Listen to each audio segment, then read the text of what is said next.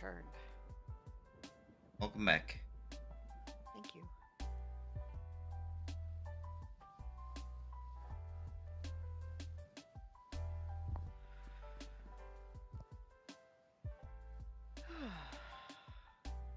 Why must it be so cold? Tail end of winter. Pretty sure. Alright. Starting to get to the tail end of winter. Scream and cry.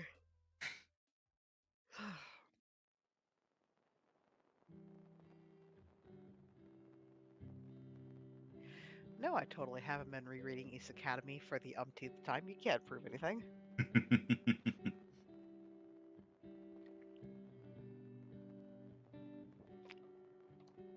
No, I didn't just reread the scene with Moon and Korra and a certain bone-themed entity. No. Not at all. Of course, not all.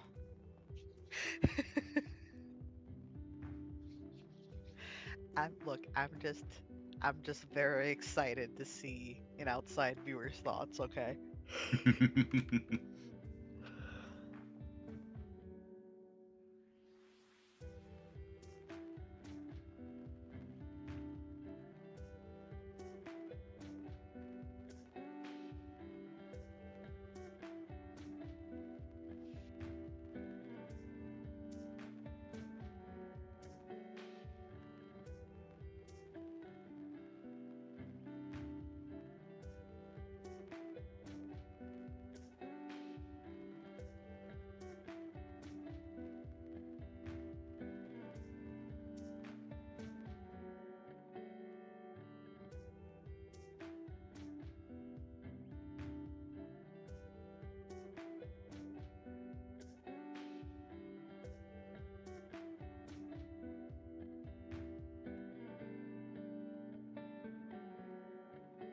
Yeah.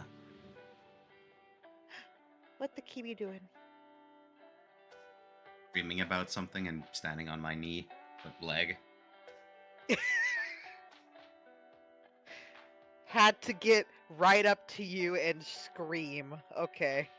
Didn't get right up to me and screamed. Screamed like a little bit away and then got up to me. Gotcha. My goodness, Sidious.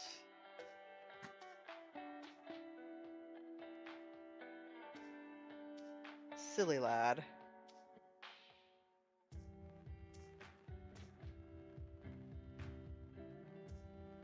The silliest of lads.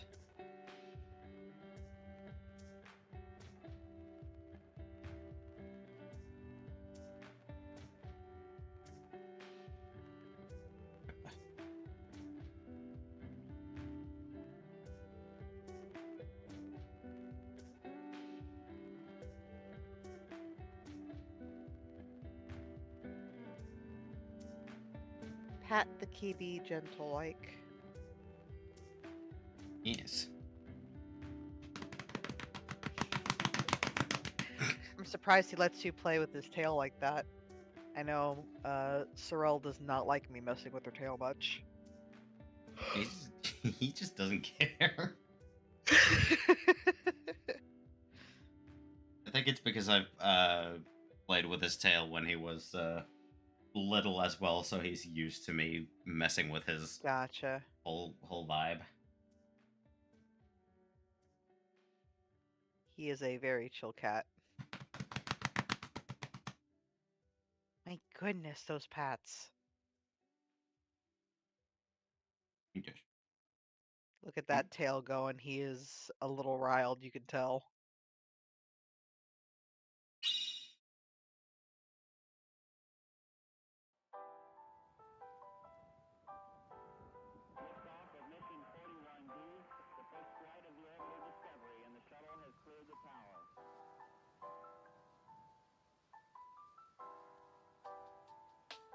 What do you want, Sidious? What do you see?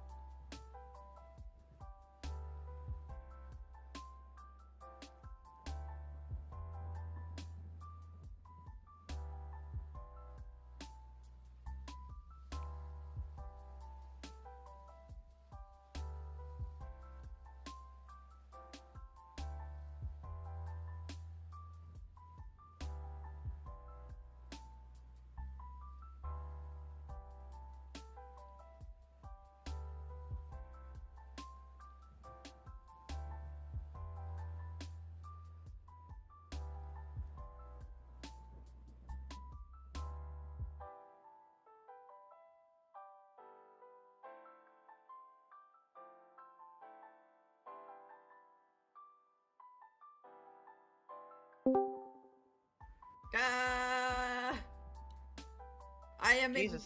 main scenario. Have fun. Also, Noid, I sent you a question. I needed an answer. Give him a minute, he's a little occupied.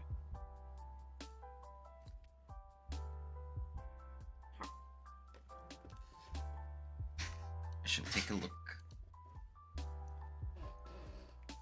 Yeah, what would Vea shout to find Judy in a crowd? Right. I was thinking on that, and then I got distracted. Oh, Distraction. Distraction.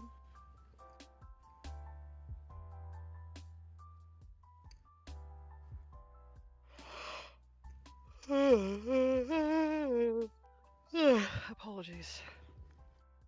All good.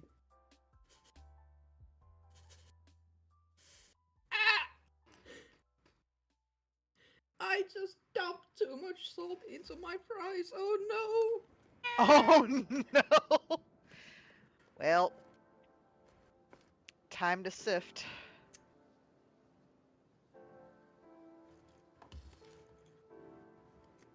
Nom, nom, nom.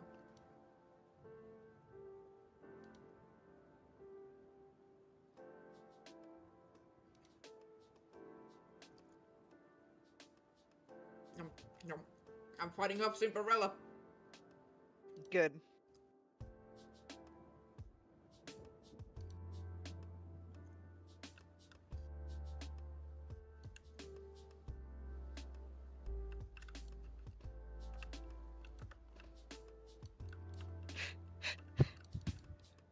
Hey, Dookie, I just found you. eh? Ow. Hang on.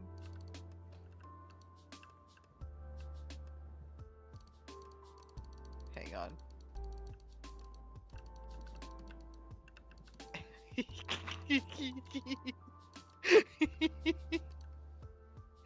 I'm gonna send you a thing to watch after. When you get to a point in the video, you'll understand where I said I found you. I will look after I've Yep. eaten Cinderella because right now. Absolutely. Absolutely, I understand. I'm just saying I the fact I found this as close to when it happened as I did is really funny to me.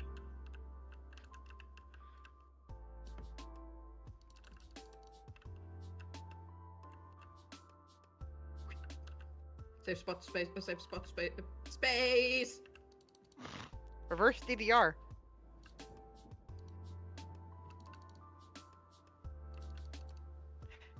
And Sirius sits and looks at us judgingly. Hello, Sirius. Sirius is being very polite right now.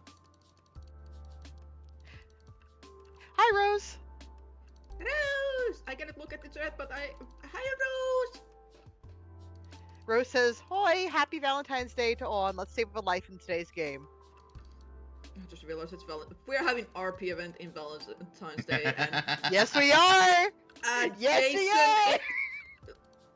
this just seemed Jason's gonna be alone this day. Cries. Fuck. Oh I'm no. gonna have to see if I can wrangle somebody in for a little bit.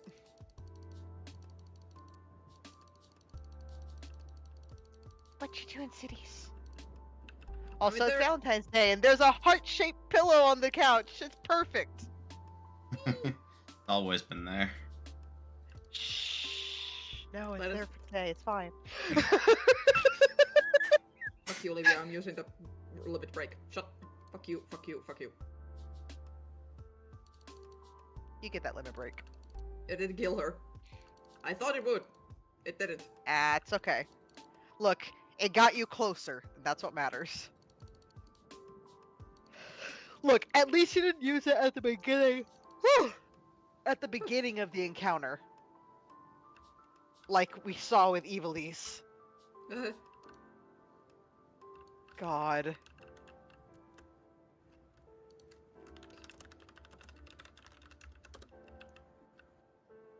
And I'm out. Oh, somebody gave me a call. Hey, congratulations. Alright, what is the...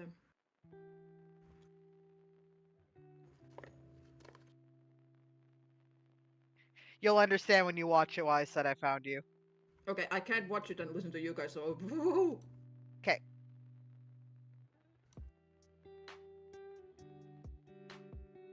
Let me just open this on separate. Make it big.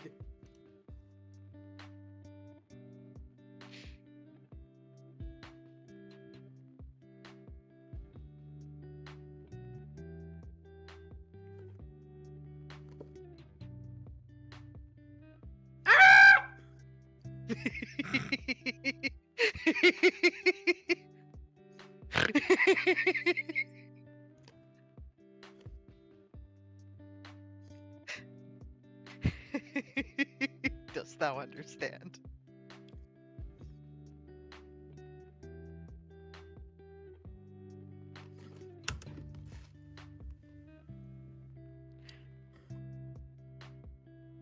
Hold on. I did not hear that right.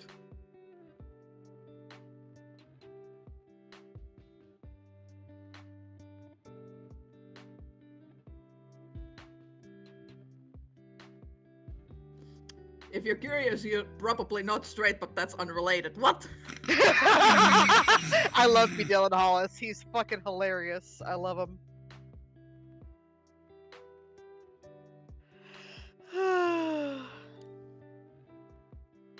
Oh, that's right. You need to send this to Rose too because she enjoys the shorts as well. All right. Gonna the scourge strum up, Oh boy. then over.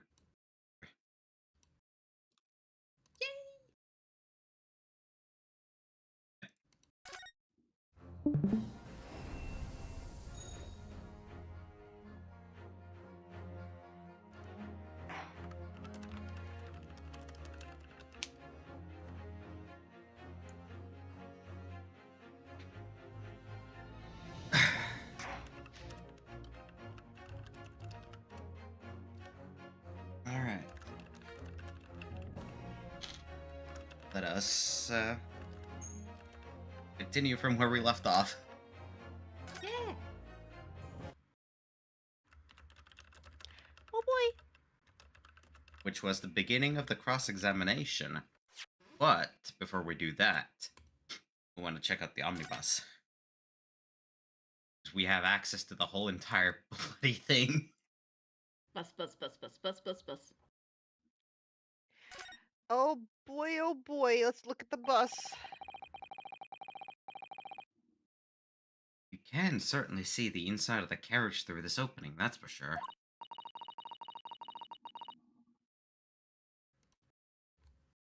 I just realized I'm not in the stream. I'm a fool. Oh no. There you go. Yes, and there's a lamp in the enclosed cabin. So I'm sure the witnesses would have been able to see quite clearly. That's not for us. It isn't.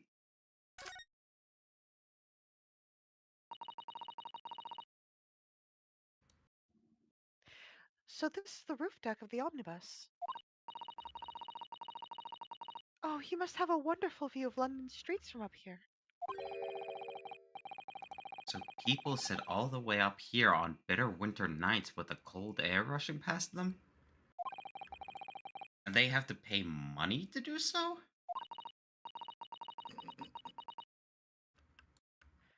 Whew. I can't imagine how cold it must feel. But that is a good point. Why? That just made me think of something horrible. Can you imagine being dragged around the city in the freezing cold as a punishment? Perhaps that is the real price you pay to stay out late. But yeah, I'm very curious. Why would anyone sit up there in the winter? That is the question. Obviously, the poor cab driver has no choice. Look at that. His seat is on the top. Phoenix right God fucking damn it. I just noticed that. God damn it. The Easter reference. eggs. I hate it here. The Phoenix right on the bus. Oh my goodness. Job Masters London head office. But yeah, you can see the coach master's seat is right there at the front. Yeah. So he wouldn't have been able to see. Excuse me, I'm so sorry. Okay. Yeah, that poor man. No wonder he was fucking shaking. He's constantly exposed to the cold. Yeah.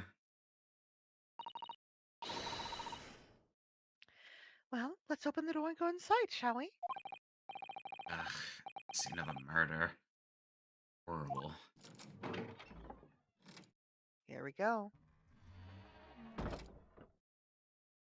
Thus, we're inside the omnibus. Very roomy. Let's look at the notice. Ah, that's a poster for the Great Exhibition that's due to start 6 months from now. There's a lot of focus being drawn to the Crystal Tower, the centerpiece of the whole exposition. The Crystal Tower, you say? Flashbacks.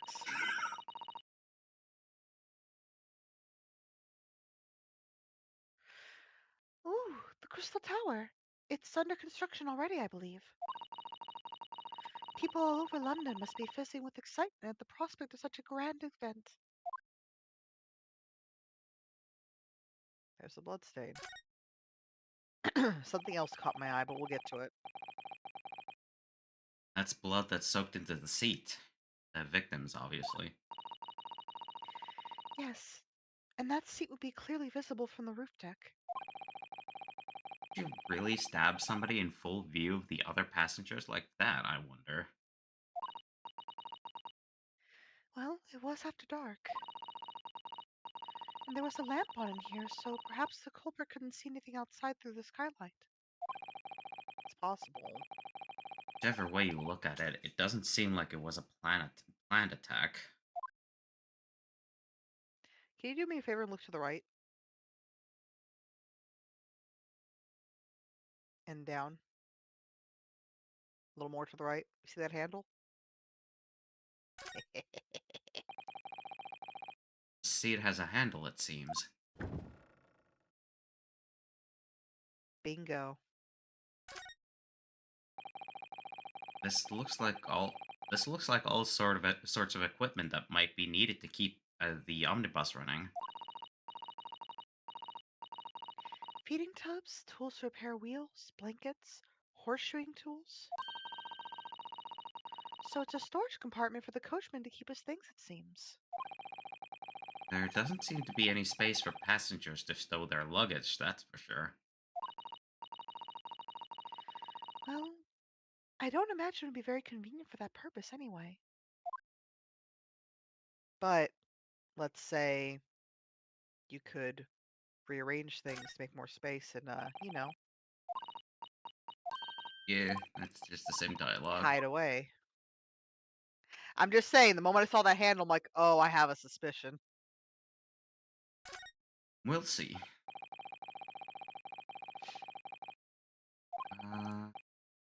Yep. Yeah, that's just the same.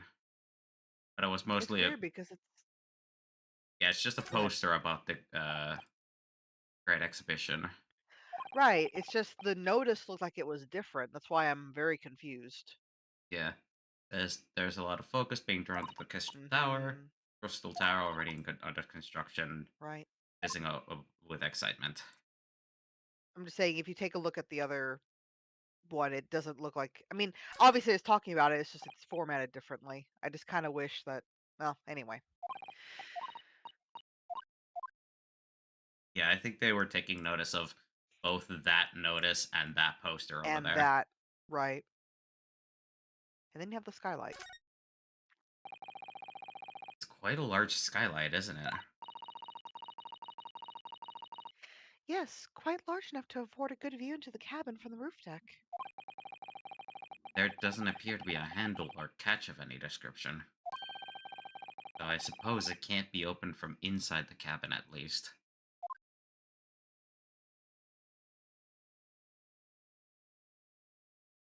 And that's about all from the inside of the cabin, it looks like. Yeah, that lifted seat is suspect to me.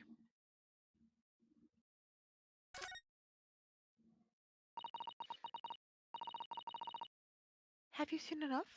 Let's step back outside then.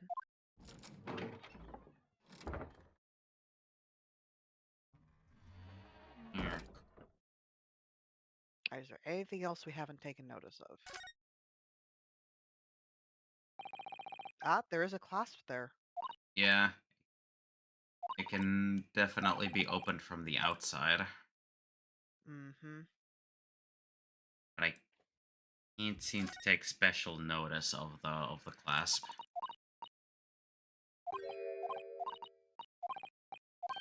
It's just text about sitting up there.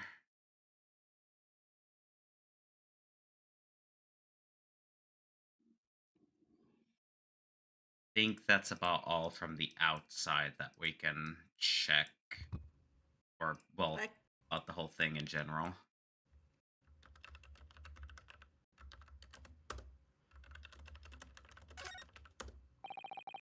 If I find anything out of place.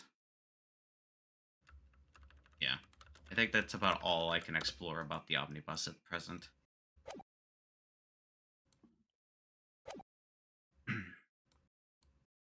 Let us continue with the proceedings then. Your cross-examination, counsel.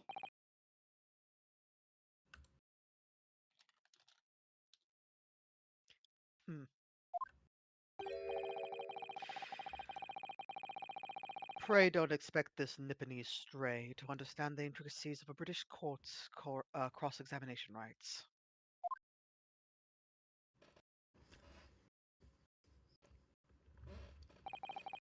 All right. My first cross-examination in a British court. Focus, Ryanosuke. Focus. Damn, that clap was visceral. What the witnesses saw.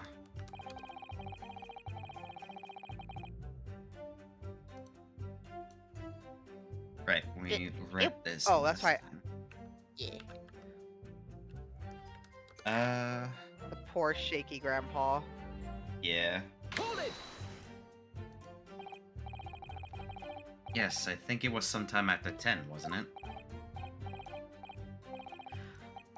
Oh, yes, sir. That's right, sir. Yes, ever so cold it was, sir. Freezing, in fact.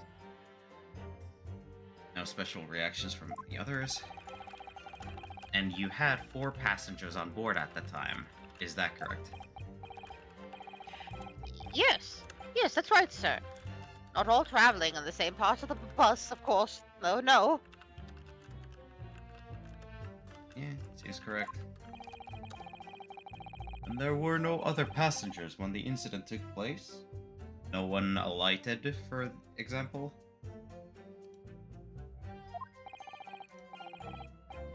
Oh, quite right with that, sir. No other passengers like that. No, none. Nobody fled the scene of the crime, then.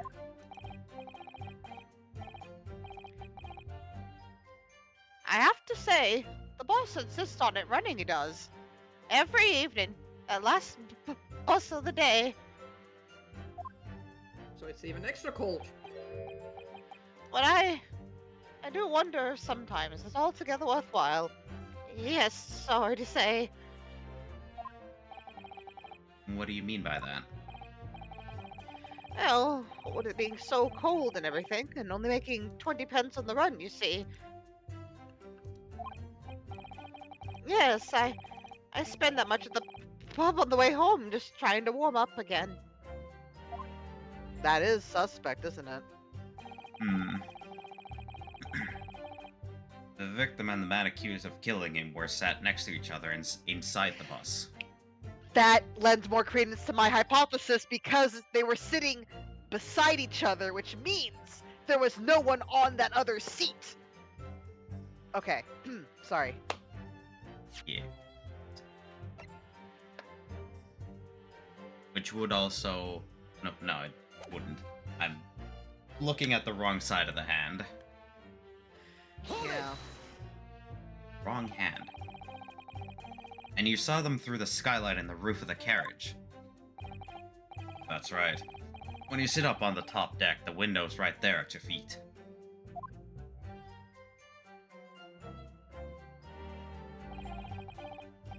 There was a lamp on inside, so I had a pretty good view. The two of them were wearing hats, and I couldn't exactly make out their faces. But there's not a shred of doubt in my mind that it was Mr. McGilded.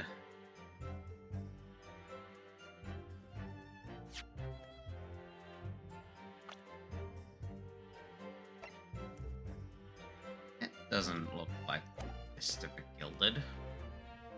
That doesn't.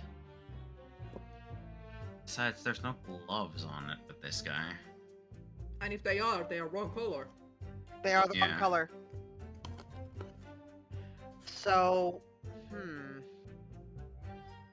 he falls asleep during transport.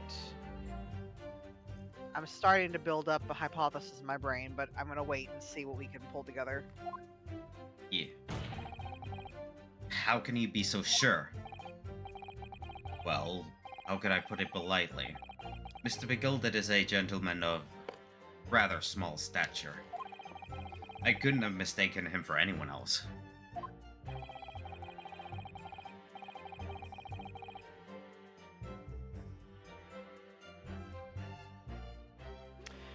Let's not forget that when the vehicle came to a halt, the only people inside the enclosed cabin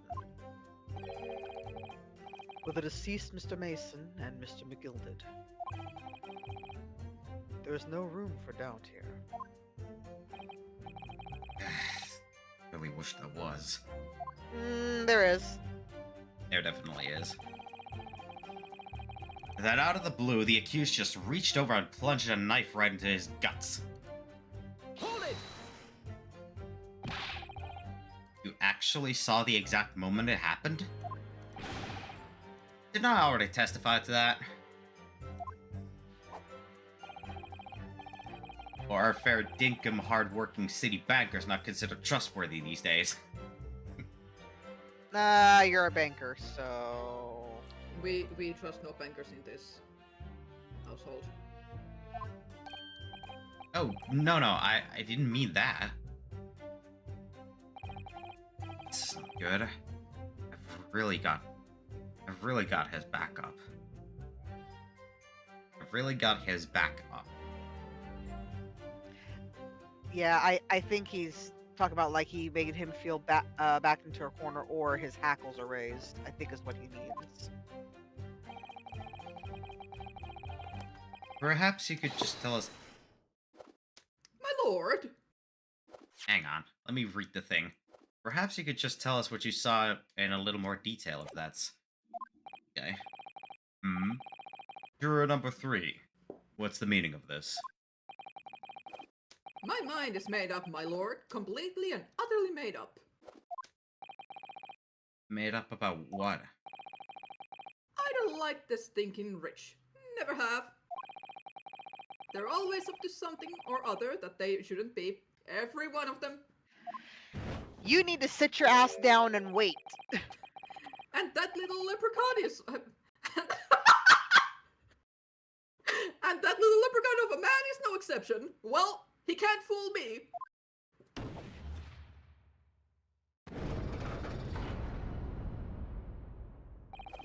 You need to sit down and wait your fucking turn to decide. Why God. did I have this asshole? There's no You're point fine. wasting time listening to any more of this. That's my opinion on the matter, anyway. Oh God. I forget, did I voice this guy? Probably. Alright, well... I can't make a bearded dick guy voice, unfortunately. That is precisely what I was about to say. Ah, shit. As the foreman of the jury, it's my duty to set a good example to my fellow jurors. This is horse shit.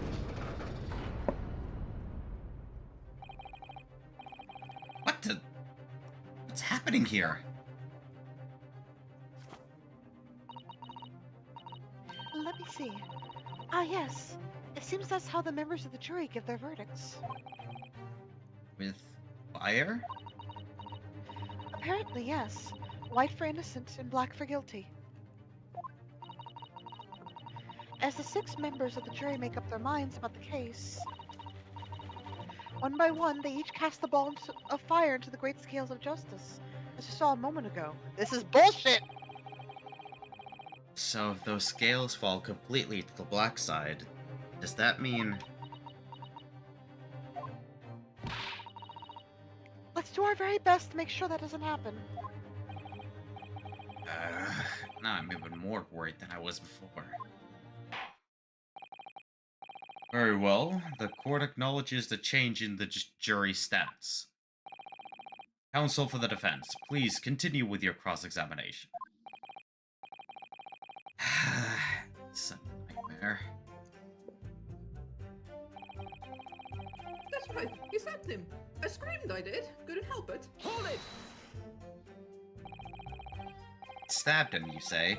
You were sitting up on the roof deck, were you? Yes, that's right, sir. I was up on the roof seats. I remember seeing the little chin sitting next to the fellow that was stabbed. I'd been thinking about new hat design, you see, as I was just gazing absent-mindedly around. But then I happened to look down to the skylight.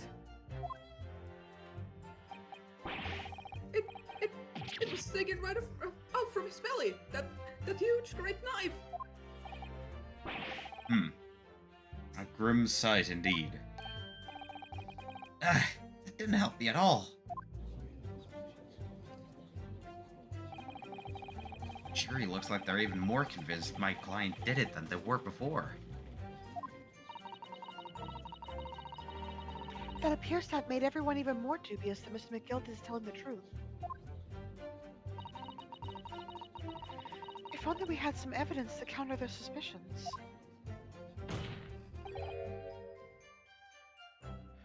Mr. First. Oh, yes, sir.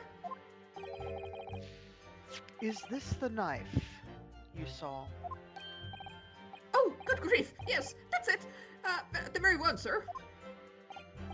Is that? Yes, Counsel. This is the blade that was driven to the victim's belly like a stake through the heart. You would phrase it like that, you goth Extra motherfucker. Sorry. That is a blade of considerable size, Counsel.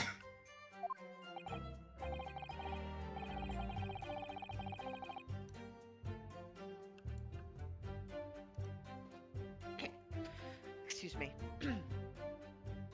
It is. And furthermore, the scabbard is emblazoned prominently with a certain initial. The letter M, which seems oddly familiar. It's a single... No, motherfucker. It is a single letter. And we all know that anyone with pride in the family name does not just go with a singular goddamn letter that can be mistaken for any other name that can fall into it. Bullshit, this is absolutely set up. Okay. Excuse me. It does seem to be arranged. Yes, no.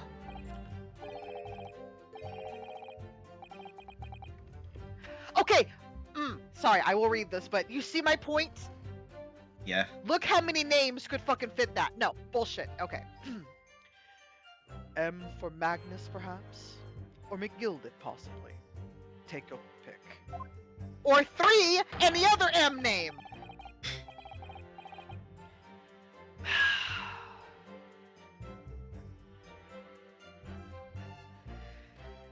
I hate it here. Of course he had to use MM. I hate this here. I hate it. I hate it. Anyway.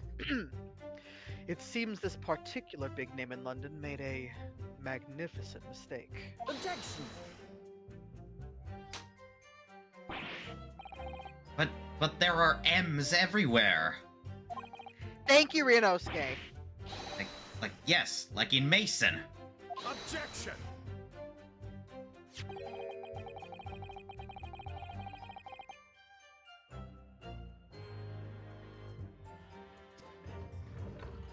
This blade is far too extravagant for a poor brickmaker to have owned.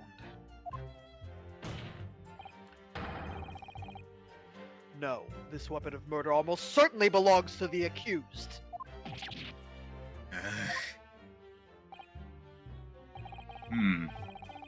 Not conclusive, but certainly compelling, counsel. Murder weapon.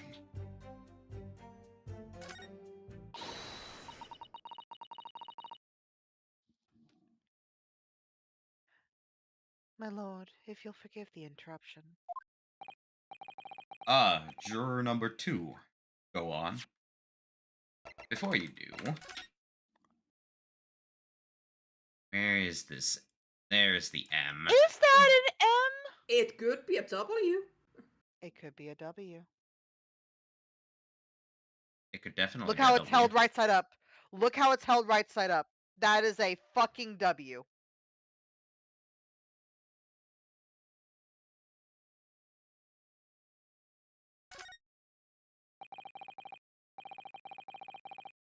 An ornate letter M. Well, W in this case. Undeniably Mr. Magnus McGilda's initial. And it's beautifully gilded, too. It must be very valuable, I should think. Ah, What is it? look at this M. If you turn it upside down, it becomes a W. This could change everything. A W? Yes, this is one of those, turnabout cases, I'm sure of it. He's so adorable.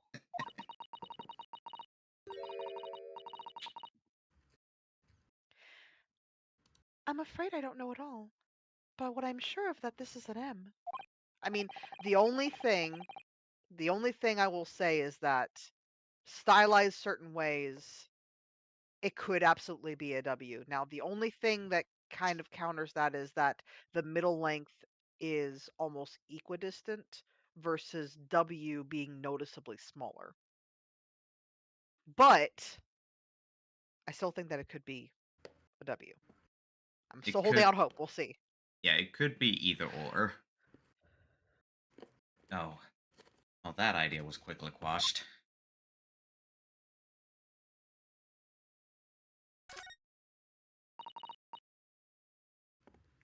Excuse me. That part is the sheath, isn't it?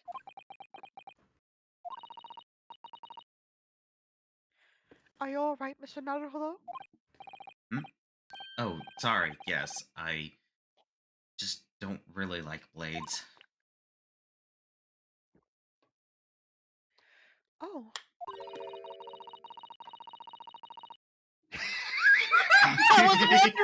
I was wondering if that would get brought up. I love this. those don't seem like the words of a man with a large katana slung from his waist. That's not a blade, that's Cosmo's soul! Okay, no. Okay, but can we talk about how wholesome that is? That is indeed the wholesome, but at the same time, boy, I just- know. Just because it's someone's soul, don't mean it hasn't taken the shape of a fucking blade. I know, but my heart. Yeah. Anyway, there's no sense in delaying it. See what the blade looks like. They didn't even. Okay, I know that is evidence, but still, god damn it. That's a. That looks like blood. That looks a lot like blood. It surely is blood. The victim's. That doesn't look enough blood.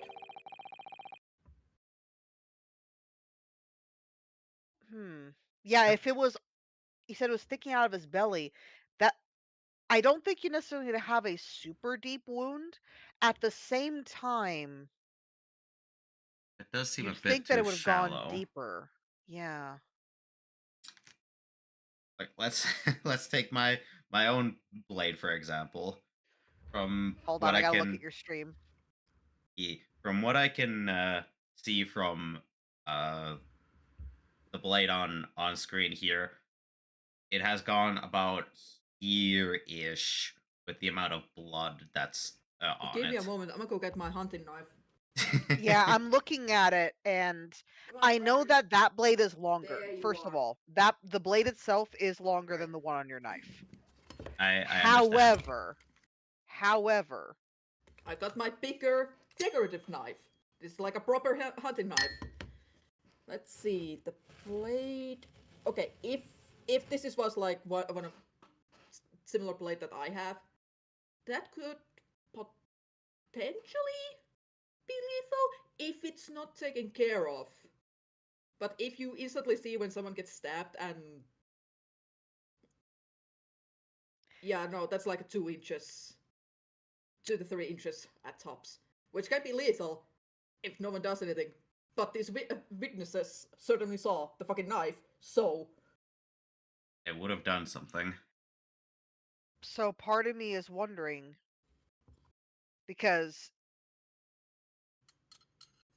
I think what happened is the time frame of the murder is Hmm. skewed. Rather, the time frame of the witnessing of the murder is skewed.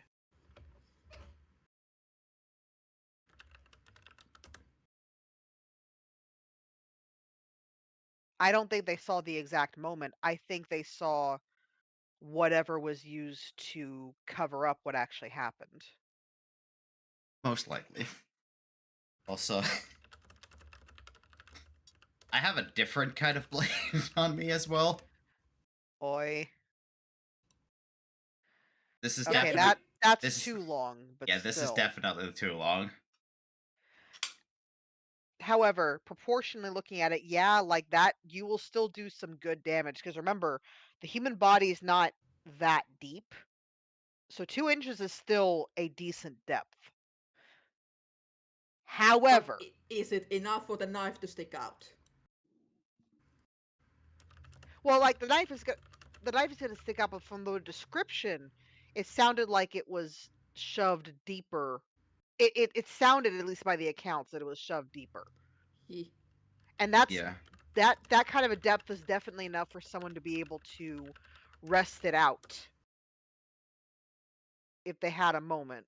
But even I don't know. We'll see how the trial progresses. Ugh. Englishman's blood looks a lot like a Japanese man's blood. It's because they all bleed the same. Sorry, hang on. Did you think it wouldn't? Sorry, it's just that we've only just arrived here in Great Britain. I'm finding it a little hard to adjust. Yes, I do understand.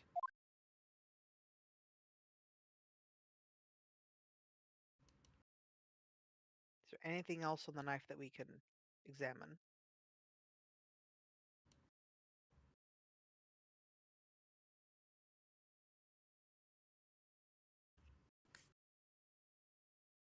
And because gloves were used, fingerprints weren't left behind.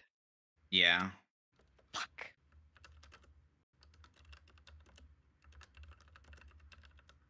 Yeah, aside from the M or W, I don't think there's much else to really check out.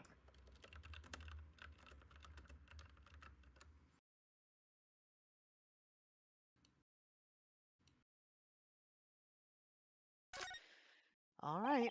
Yeah, because that is just the same text. what about the engraving? Does it have? Okay, it's. Yep. What about inside the teeth? Can you look inside the teeth? No. It's There's clean. I Yeah, just well, don't think that I don't think that they modeled the inside of it. yeah, the model doesn't go beyond the sheath or Yeah, the you can see it stops at the capping point. yeah. Eh, lazy. Okay, hold on. Wasn't this for was this for the Switch or was it for the 3DS? Do you remember? I think it was for the Switch. Let me just take a look. We're gonna 'Cause it was see for how the deep the blood 3DS. goes.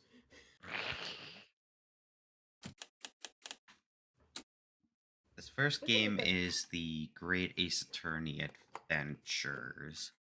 Especially since because okay, this is me because I was given this spiel so many times because when I got this hunting knife, when you bloody your knife, do not put if the knife gets bloody, do not put it into the fucking sheath because it's gonna just coat the whole fucking thing. Mm-hmm.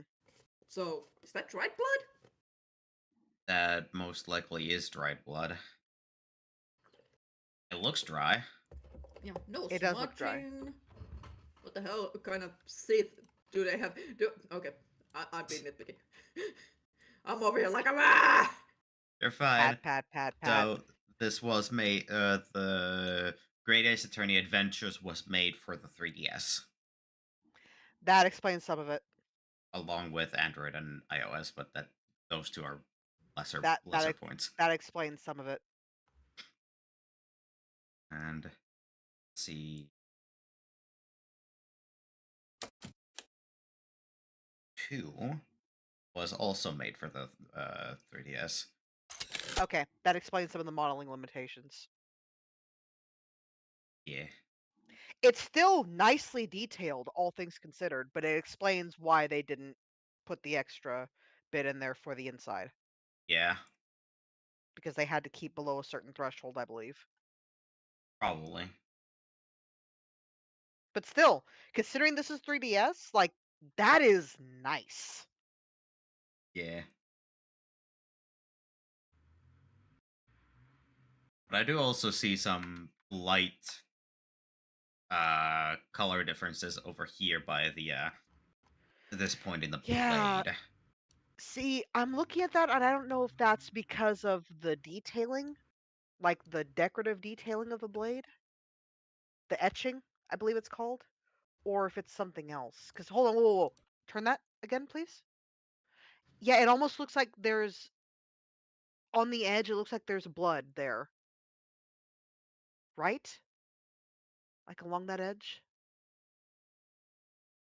yeah. Yeah.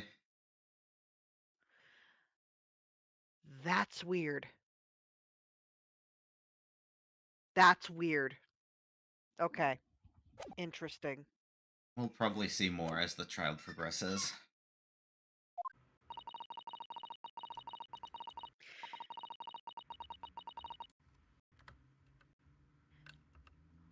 Mr. McGilded is a pillar of society and a gentleman, and a gentleman's word should be sacrosanct. However,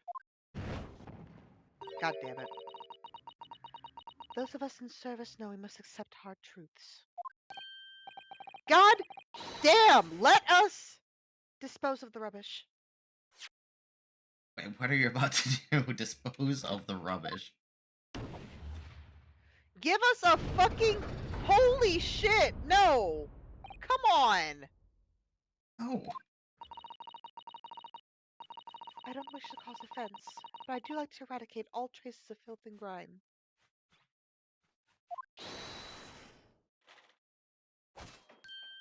God, I hate it here.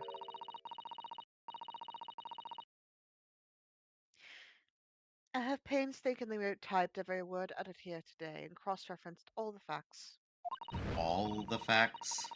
As such, I am not in a position to draw the only logical conclusion. All the facts, sure. Okay, this is horseshit. Not again. That's 4 out of 6 jury members who have proposed a guilty verdict. There are only 2 left. That is. Time I press these witnesses for more information, I just make the situation worse. Nevertheless, what we need more than anything at the moment is more information. We're still very much in the dark. I suppose we'll Yeah, just this have is... to keep pressing the witnesses, knowing that more sparks may well fly. Damn, that is. Hmm. Hmm. We mustn't give up hope that we'll uncover something that will give us a way to fight back. But alright, I'll keep trying. Can't give up. Just need to keep calm. Listen to the witnesses' statements again.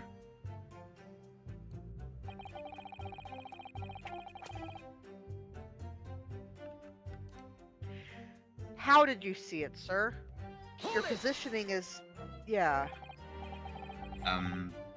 What exactly did you see?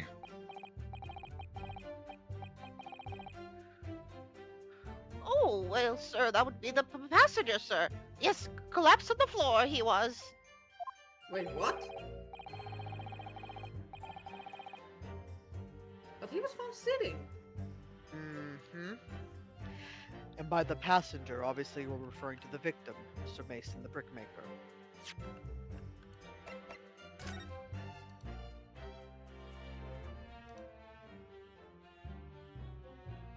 That knife wound looks deeper, too. Yeah.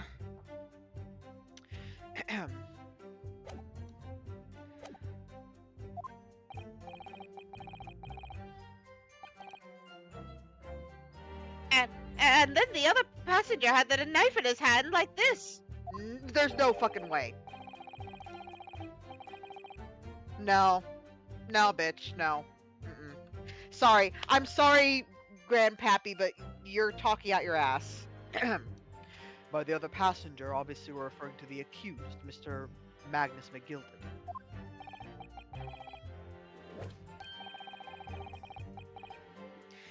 And then he plunged it out like this, stabbing the other passenger in the belly.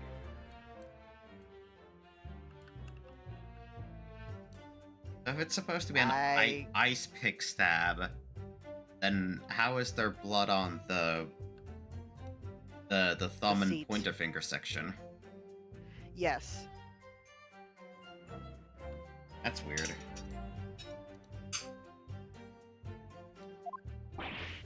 What?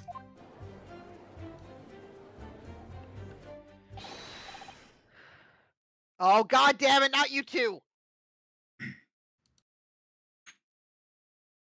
On my finger.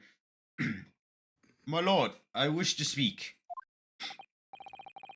Yes, juror number 5? Do I take it that you, too? As the master of the London Guild of Coachmen, the idea of murder being committed in one of the city's carriages is utterly abhorrent to me. It wouldn't be right to make a decision before hearing all the facts, though, I said to myself. I've heard enough now. The horse is bolted, as they say. Come on! No, please, keep an open mind just a little longer. Gee up now, Silver Blaze. Finish it in sight. Finish is in sight. Also, you're the guild master? This is not a unbiased jury. Yeah. This totally not unbiased. Totally not. Ooh. Ooh. This is Sorry, definitely a I'm- biased court. I'm getting angry. Ooh, I'm getting Conflict of angry. interest. I call conflict of interest. I declare a mistrial.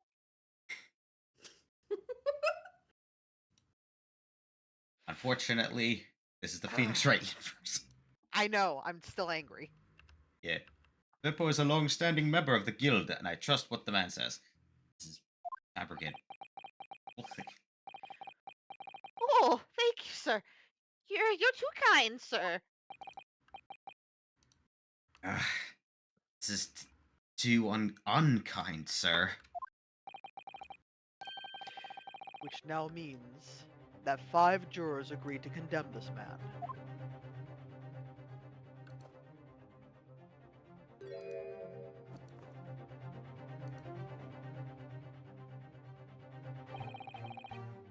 Madam Juror number 6. Yes, dear. What can I do for you? You have heard the testimonies of the witnesses in the stand. Oh, yes, I certainly have. Still got my hearing, you know. Ma'am, Please, Grandma. please. Please, Grandma. No, please, Grandma! Then pray tell, why are you yet to pronounce your leaning? Hmm. Well, dear, the thing is, I'm a creature of habit, me. I always go to the park at around this time of day and sit on a nice bench and get on with my knitting. There's a lovely little park just near where I live. McGilded Park, it's called. Oh, thank you. The gentleman donated to the city, you know, to put a smile on Londoners' faces, he said. I can't imagine such a fine young gentleman would have had it in him to take another man's life. Always doing wonderful things for the city.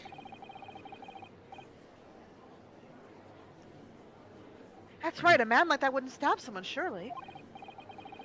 Mother, maybe go to McGilded Public Library later and borrow some more books. See, he was at a public library, god damn it. How many Londoners live with their heads in the clouds? Do your people not know? What kind of a man Magnus the Gilded really is? Really the type of place to to do this for? Ah, so character assassination on top of everything. So instead Goddamn! instead of proving that the man is guilty, you're attacking his character to make everyone think he's guilty. Alright, hang on. If we're keeping this up, I need to get something, because I haven't eaten yet, so give me a Yeah. moment to grab something, because goddamn, I'm gonna Yeah. need sustenance.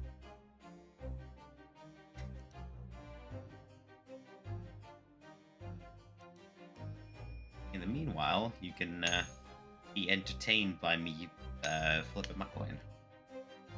And soon hear me screaming. That too, probably. That too, probably. I am just leveling up Howler. Yeah. I think the reason why the coin dings aren't being picked up, at least on the OBS side, is because of my adjustments to my gain. Could be.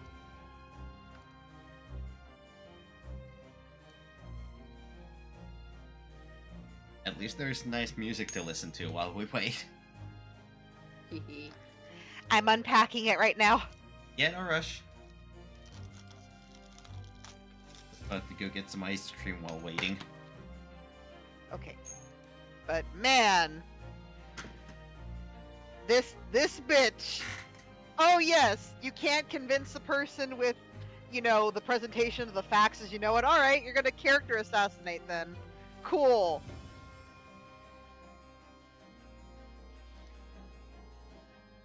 Apparently have this adapted here. Yeah. Also, they're not letting us jump on the fucking inconsistency because there's no fucking way. Wait a minute. If the body was on the floor, how the fuck was it seated there? Hmm? Hmm?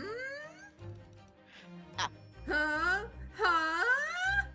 Exactly. Sorry. It's okay. I'm pulling I'm trying to mimic Sora. Thinking of her too. Yeah, exactly like that. Huh? but Yeah. he made that sound at one point.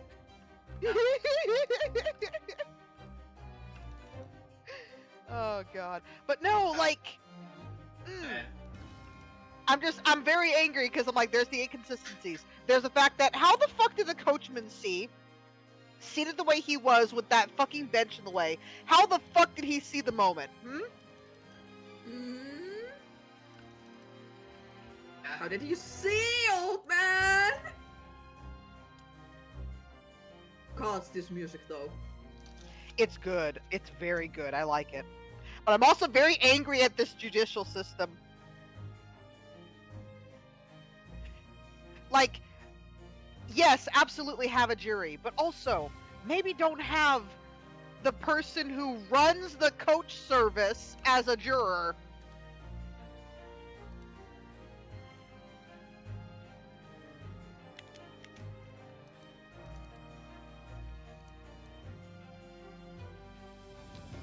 Definitely one the Cosmo one.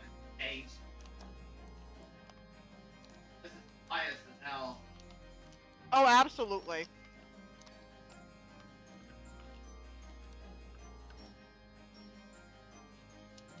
Eight setup.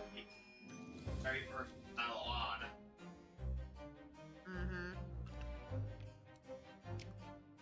You know what this feels like? Yeah. This feels like a vendetta against McGilden. Not just on the perpetrator's part, but also Mr. Vampire. Is that what we're calling him now, Mr. Vampire? I can't remember his name off the top of my head, so I apologize. Good. What was it, Zeke's? Was Yeah, that his? I think the last name was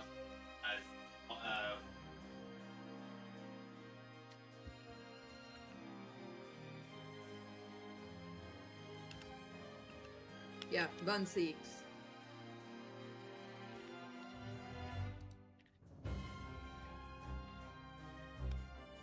my brain just wants to call him Edward Van Z. Hmm?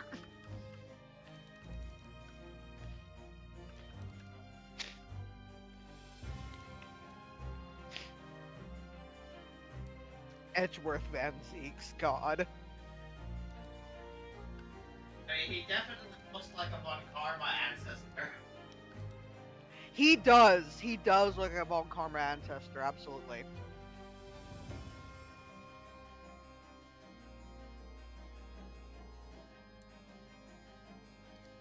As messed up as the Gicker.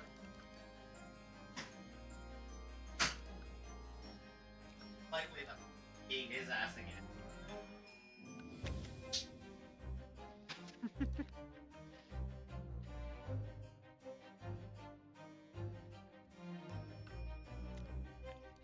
I will say, we can barely hear you, and that's making it slightly funny. I mean, that's what the game does to you.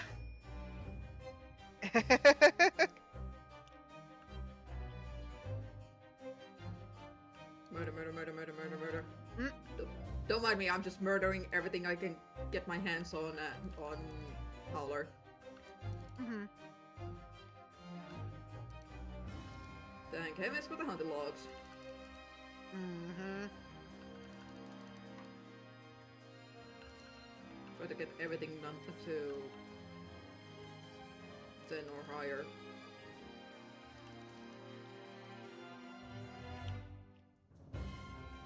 There we go. Just a minute chorus. Probably should put on melee. Just for the bonus EXP.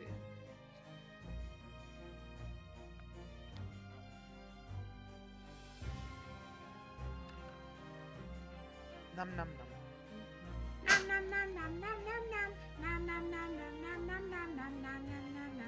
Sorry, I'm trying to eat my tuna with olives real quick.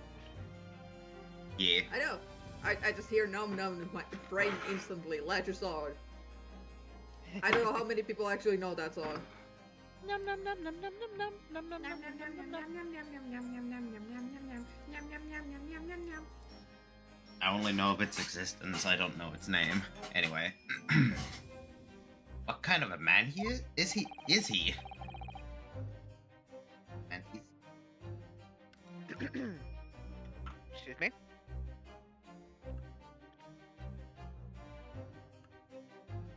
The philanthropist, Magnus McGilded,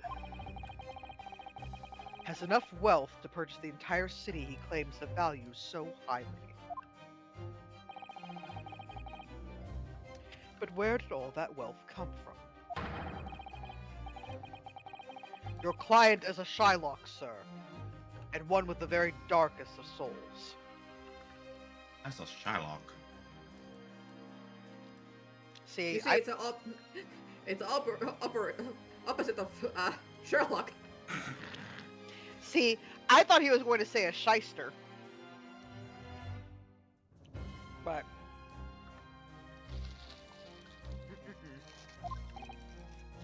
What?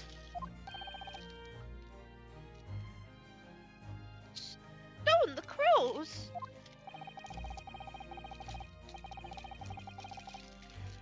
McGilded lends money at an extortionate rates of interest, so his victims have no hope of repaying him. When they default, he takes possession of everything they own. He is a vulture that preys on the weak.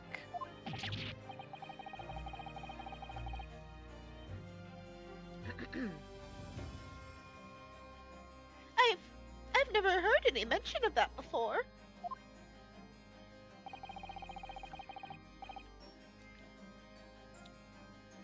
Your faculties haven't deserted you, I'm sure, madam.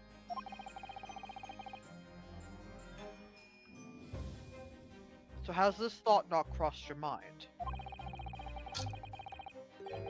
Would a man wealthy enough to buy London in its entirety not have a carriage of his own? I mean, that is technically a good point.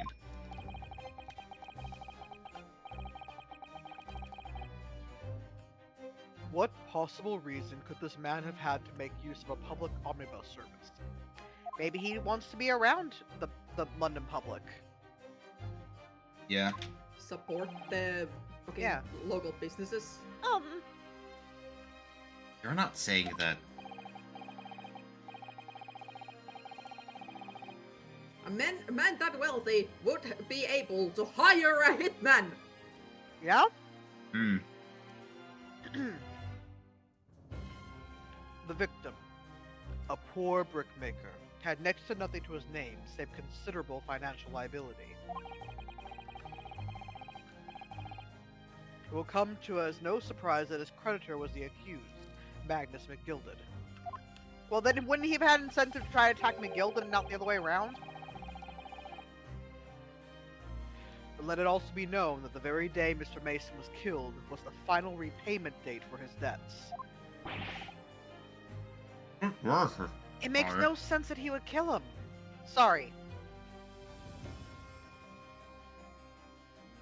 Yeah, that is a good point, though. Why would he kill the man on the final repayment day if it would benefit him more for the brickmaker to be alive? Mm-hmm.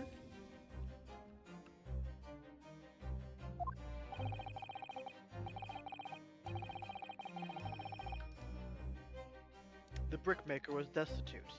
He had lost his house. He had not a shilling with which to repay his debts. And in the end, this pitiful soul had the very last thing he owned taken from him. His life. Just because he can't physically pay the money back doesn't mean he can't be, technically put the labor to pay back. Mm-hmm. So it still makes no sense. Mm-hmm. He's dramatizing it on purpose. Yeah. Or dramatizing it on purpose. But the merciless philanthropist pretender, Magnus McGilded. I don't believe it either, Ryunosuke. Hold it!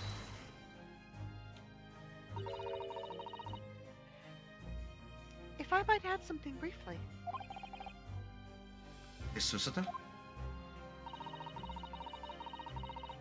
You claim that the victim had been lent money by Mr. McGilded. But where's the evidence to support your claim?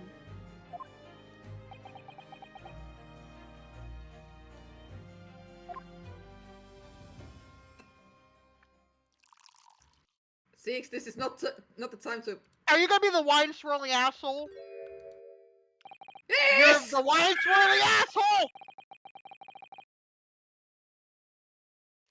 God damn it. The trope that I fucking hate. Sir, And I have please to do- voice the bitch.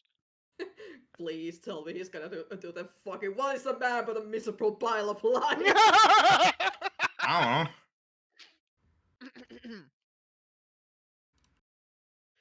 Pray forgive the discourtesy of filling my hallowed chalice in a court of law. Dude, we know you're an alcoholic. Move on. Ah, there it is. Lord Van Zeeks' hallowed chalice. Christ.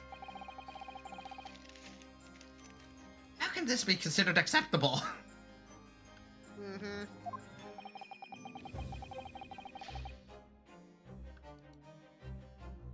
But I find myself in unexpectedly good humor.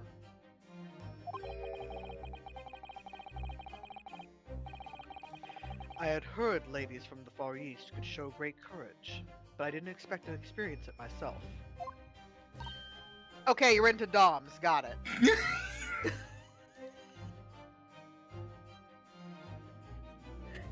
I think he's just glad that someone dares to fight back finally.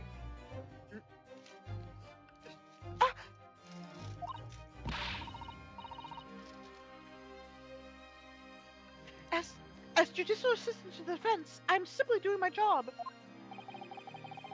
Don't harass me! What a pity that your display of courage is in vain. Nah, bitch, no it ain't. This is the debtor's ledger, by which details all monies loaned by the accused.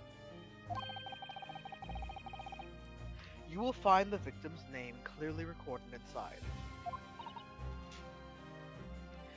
Oh, Allow me to present this ledger as evidence.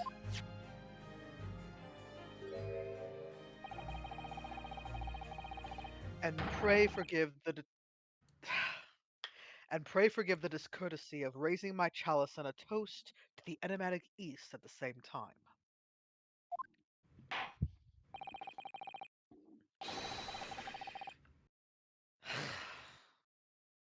A marvelous He's a toast, fanboy! yes.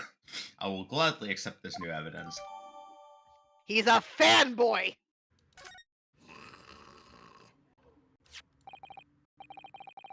Sir, this is not the place to be flirting. 20 guineas, you say, huh? Nothing on the outside. I think outside world is disagreeing with that. Right. This portfolio must contain all sorts of secrets of London's gentry. My Oh, line. fuck. I read it. I'm so sorry. My brain. You're fine. My brain geared in. No! You're fine. Toss me to the void. No, I'll just take this line. Oh dear. I really think we ought to look inside. Now to the proper voices. Well, it's not as though we know any of London's gentry personally, is it? Apart from our detective friend, perhaps. Nah, fuck. Hey, this is not the time to be eating reviews, okay? Actually, I wonder.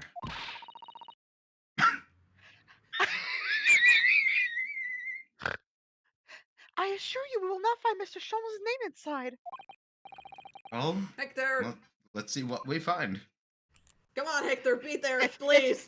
It's not under Sholmes, it's under Hector Schlong.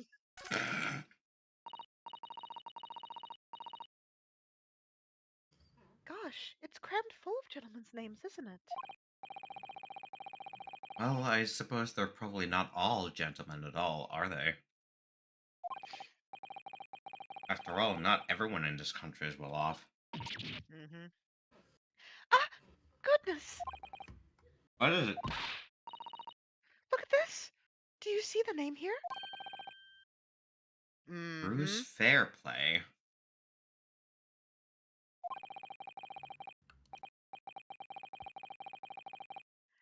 He's one of the witnesses! Yep.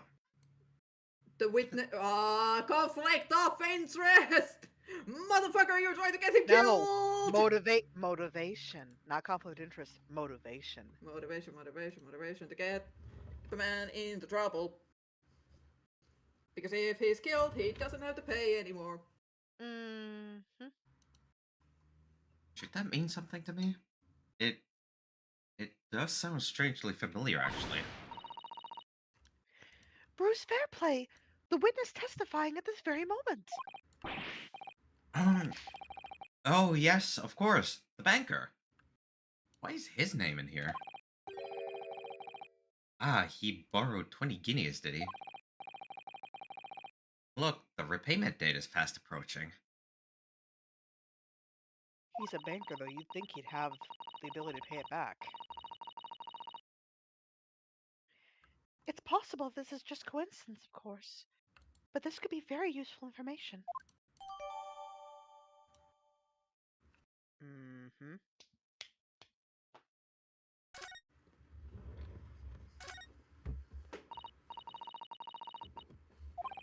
Is it the same thing? Yep.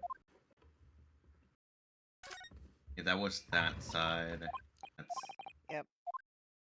Yeah, that's just the same dialogue Anything for both. else? Nope. Doesn't look like there's anything else. It was just a small tidbit of Hey. info about fair play, Mm-hmm. which makes this not fair play at all. Nope. Ah, yes, 20 guineas. The victim owed a considerable sum. And the accused made quite certain he had ample recompense.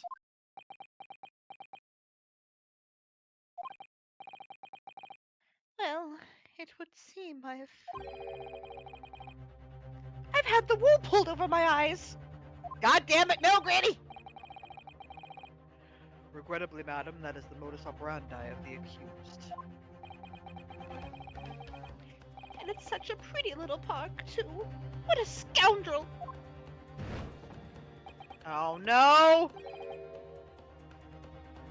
Still. Maybe it's all for the best. Wait a minute. Let's think about this a little more before... I don't stand for nonsense! No! This is bullshit. This absolutely is bullshit.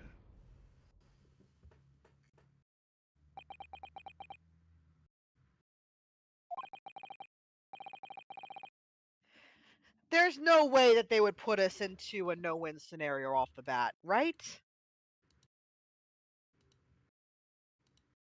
I don't remember. He hasn't done this one. Well, Yeah. fuck. What's it? Last juror's decision.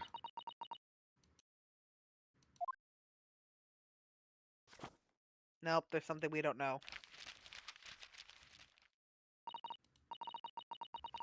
Ah, according to the Encyclopedia of British Law, when all members of the jury have concluded that the defendant is guilty, court proceedings are suspended and the presiding judge will deliver the final verdict and sentence. That's what it says here. Final verdict. It's over then. Oh! Please. There's a footnote, though. Footnote? However, the defense... God, let us fucking... Excuse you, we were in the middle of something.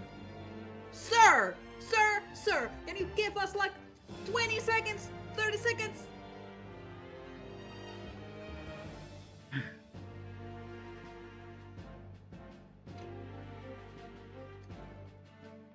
All 6 members of the jury are now in agreement in this case. Objection? Are we getting objection? Allow me to convey my respect for your swift and righteous decision. What's a bullshit decision?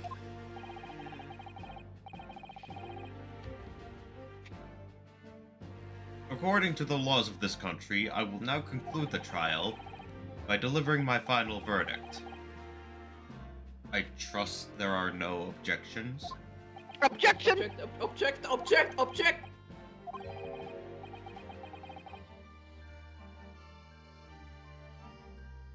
finish this last piece of pizza. Yeah.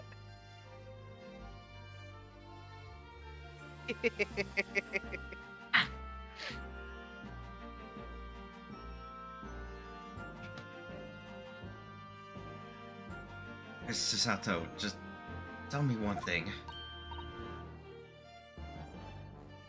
Oh, yes?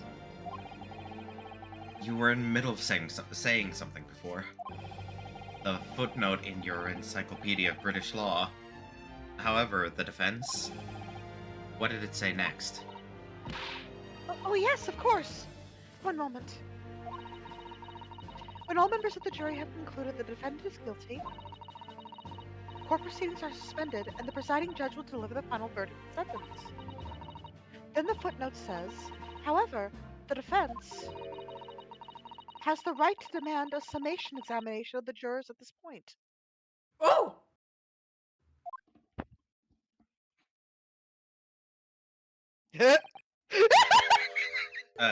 Summation examination? We have to examine the jurors. God Objection. damn it.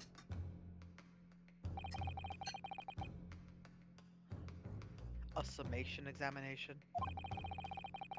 From which century has that tome you have there been resurrected?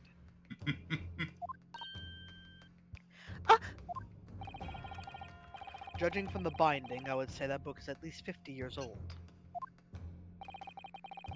Any modern text of British law wouldn't even give such an antiquated procedure, I imagine. But it has not been... It has not been...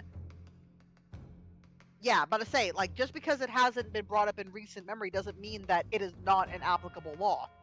Or, procedure of the law. It's a relic, long forgotten and certainly no longer practiced. So you're out of luck. Oh, Nope. What even is it, Mr. Sato? This so-called summation examination. oh, one moment and I'll read about it.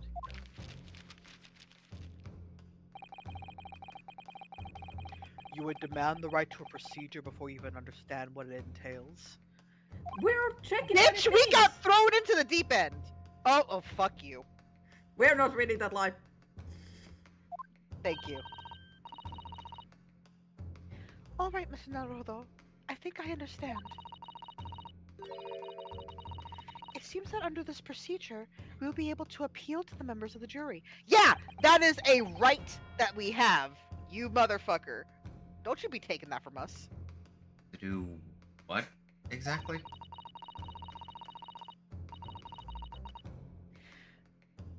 Appeal to them to change their leaning and reverse the decisions. And it says here that if successful, the proceedings of the trial must be resumed. Thank you!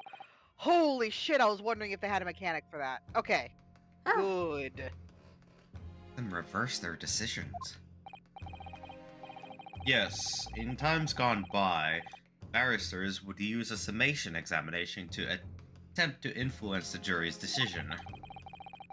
But that procedure became something of a formality with no practical benefit, really. So it Oh, rather there's a fell out practical of use. benefit. There's a practical benefit, alright. I wonder why. Because it was devoid of purpose. You're devoid of quite a few things, bitch. Changing just one member of the jury's mind would be hard enough, let alone several. No self-respecting defense barrister would even assert his right to try in this day and age. Still, I don't see any mention of the procedure actually being formally revoked. Thank you! Thank you, Susato! What are you suggesting? I'm suggesting that although it may be antiquated and largely forgotten, it isn't yet extinct. What do you think, Mr. Naruhodo? I've been doing better with the name, I'm so happy. Summation examination. Our last possible option. we assert our right to carry it out or admit defeat? We're going down swinging. The defense wishes to assert its right to a summation examination, my lord.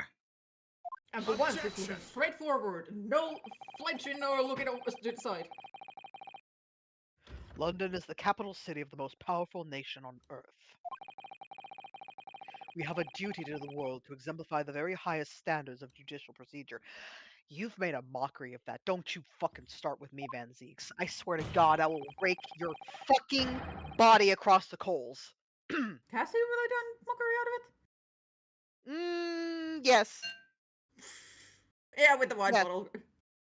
Well, not just with the wine bottle, but also just the way in which obvious inconsistencies have been allowed to proceed, and he actively doing his best to try and take away what moments we have to point them out. You know? Mm-hmm. Yeah. Anyway, summation examinations are an embarrassment that should remain buried. Objection. But if it's our right, it's our right. I believe it could prove vital in this trial. Yeah, the rights of a person are something that are not things to be taken away, good sir.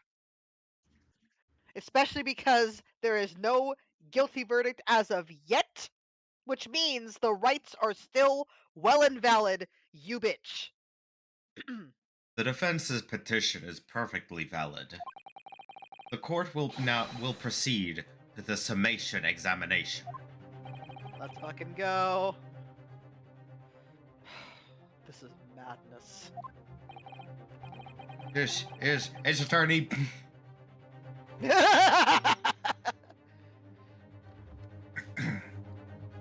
Foreman, are you and the remainder of the jury ready? Eh? Well, I'm not, there was no mention of this in the letter I received, you see, so... Too bad. All members of the jury will be asked to explain on what grounds they have reached their decision. On what grounds? You must all justify your decisions and explain why you believed the defendant to be guilty. Well, my lord, you're rather putting us on the spot. This is most regular. No mention was made of this before. I don't really hold with all this justifying lark. Too bad, bitch. I'm expecting her to have the most put together reasoning. She may be one of the hardest ones to convince. That seems to have thrown the jurors off. It seems none of them have experienced this before. Alright then, the summation examination. The defense procedure no practicing lawyer has attempted for years, is it? Well, just maybe. It might be the opportunity we've been looking for. Turn this trial around. Let's fucking go. Turn about, motherfuckers!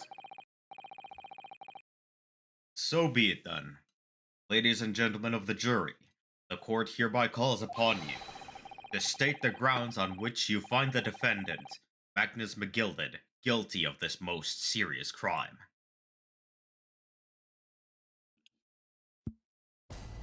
Here we go. Judicial findings. The jurors' contentions. There was no one else inside the carriage at the time, so it has to have been him. I trust the driver. He has an excellent memory, it seems. 4 passengers with fares totaling 20 pence. He stuck the chap next to him just like this. Brazen, I must say, absolutely brazen. No. That No. conflicts with what was stated on the Mhm. testimony bench right there. Also, the I have issue with the memory. I have simply typed and collated all the statements made thus far, and drawn the logical conclusion. You could trust the guild. Fair rates is our motto. We haven't raised the prices about. That's not associated with the Cheers. fucking trial, you bitch. A scoundrel! Stabbing that poor man on the floor beggars belief. See? That, right there. Those two. Which is it? I believe we're gonna convince all of them. Oh, no. I understand. I'm just saying there's two conflicting pieces Yeah. there. I'm starting to wish I hadn't pushed for this now. Some of the jurors don't seem to have wonderfully formed arguments, though, do they? Well, let's see what we can do. We need to get these 6 people to change their minds. I'll have to throw everything I can at them, and use some very persuasive language. Along with evidence if we can. Yep. Just a moment, Mr. Naruto.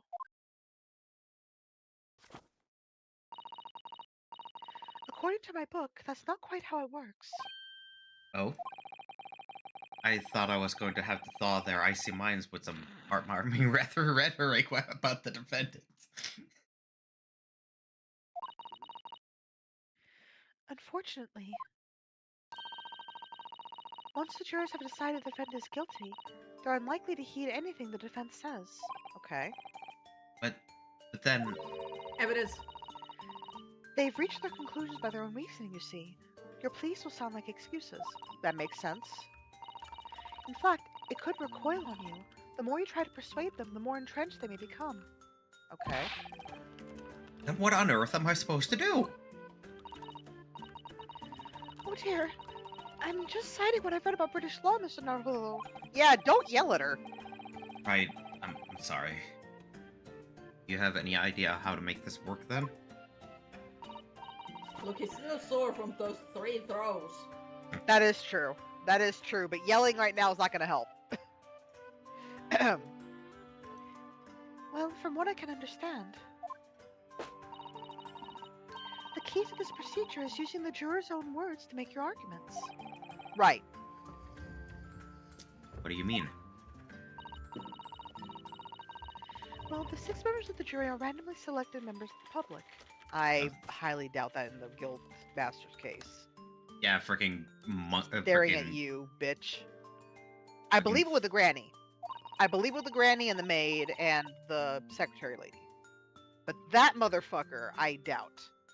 They may appear to present a united front, but the truth is, they are complete strangers who just happen to find themselves here in the courtroom together. Yeah, that much is true. And that's the way to break them down. Oh, shit, sorry. And that's the way to break them down, you mean? Yes, exactly. We must listen very carefully to what each member of the jury says, and see if we can identify any contradictory statements.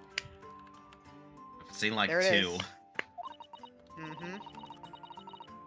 If we can, then contrast the statements and pit the corresponding jurors against each other. I see.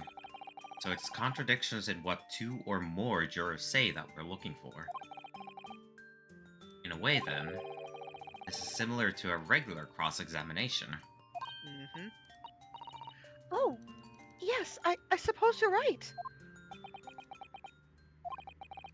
Find contradictions in their statements and pit the jurors against one another to break them down.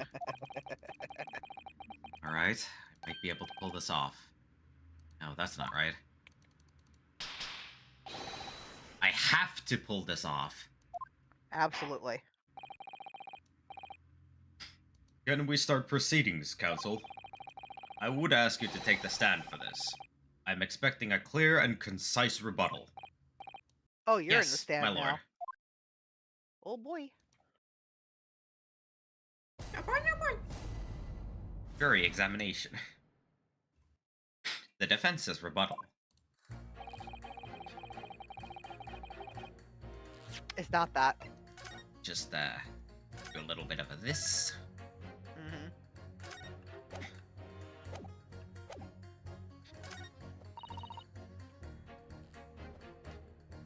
Fair is totally 20 pence. Okay, itchy. All right. Scratch. Next one. So if it's 4 passengers totaling 20 pence, that would That's be 5 pence a passenger. which is conflicting. With Yes. that one. It's supposed to be 4 pence. Yep. That's the first pair. The other pair obviously is the granny and the guy with the knife. Yeah. Yep. You just hit you against you. And trust the driver. Excellent memory, it seems. 4 passengers with fares totaling 20 pence.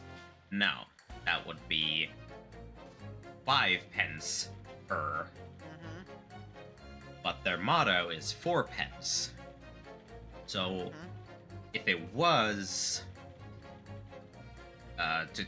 to put totals together, that would be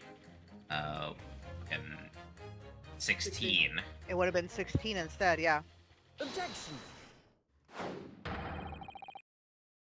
Those two statements clearly contradict each other. They do? Explain yourself, counsel. Me? Oh dear, what have I said? I swear, Silver Blaze's main name, I haven't the first idea what you're talking about.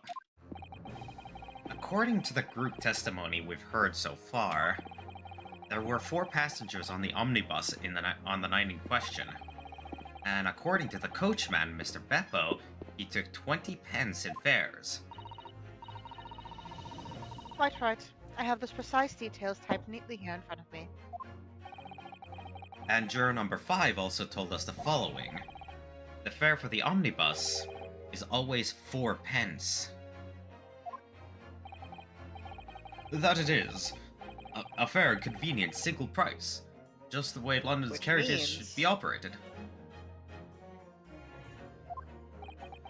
But that doesn't add up at all. In fact, it leaves a glaring discrepancy in the facts. Why, man? Why? Mhm.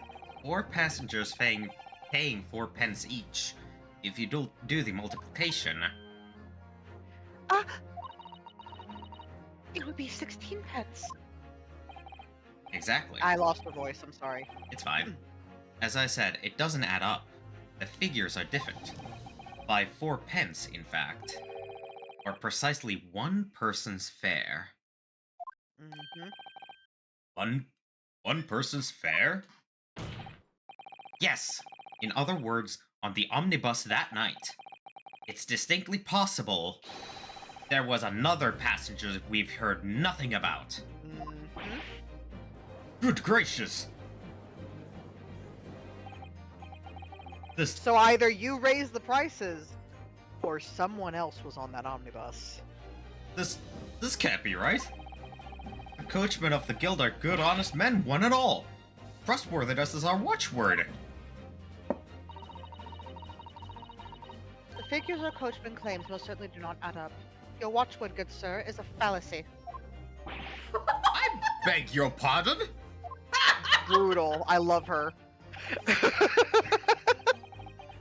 Mr. Guildmaster, I think you ought to consider that if this trial were to end now, the news will surely spread all over London. The news that one of your coachmen tried to hide the fact that he's let nefarious characters ride his omnibus. Alright then, how do I make it so that this miserable trial doesn't end, hmm? Come on, Sasato. Well, according to my book here, you simply launch a ball of fire onto the innocent side of the set of scales. Now hold your horses there, coachman. We're all in agreement. Why do you have to go and... Wait till I get my hands on you, Beppo!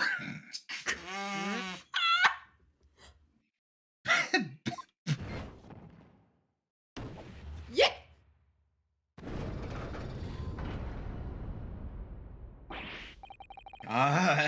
This is all very irritating.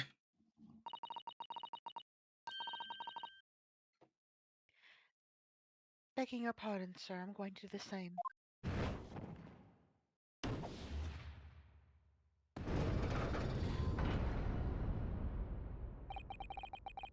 the love of Mike, not you as well.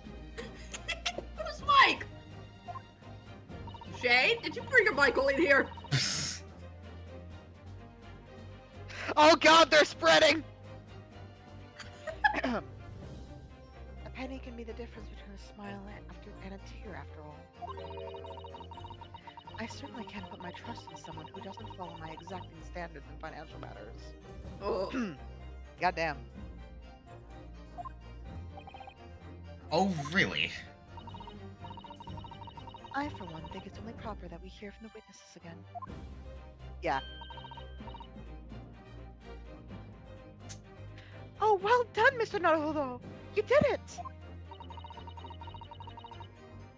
If we can manage to change just 2 more jurors' minds, Or even just one.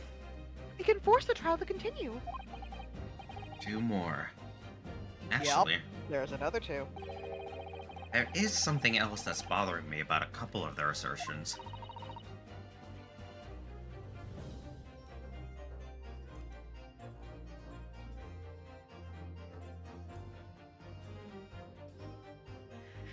Then that's where you must strike next.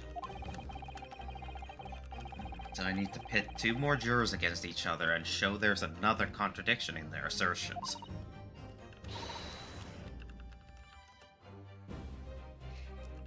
Exactly. You can do it.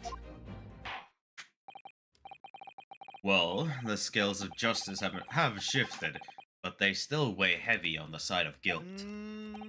Just wait. Counsel, you have the floor again. Continue with your summation examination. I bet Zeke's is fucking seething right now.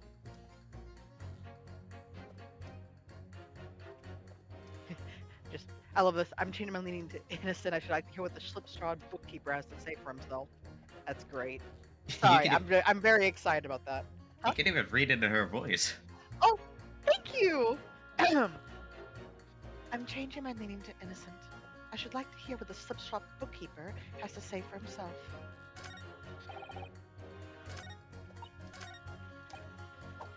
That one. Yeah. Switch over here real quick. Beppo. This trial has to continue so I can get to the bottom of this corruption. Not guilty, I say. Yeah, no, that is a very interesting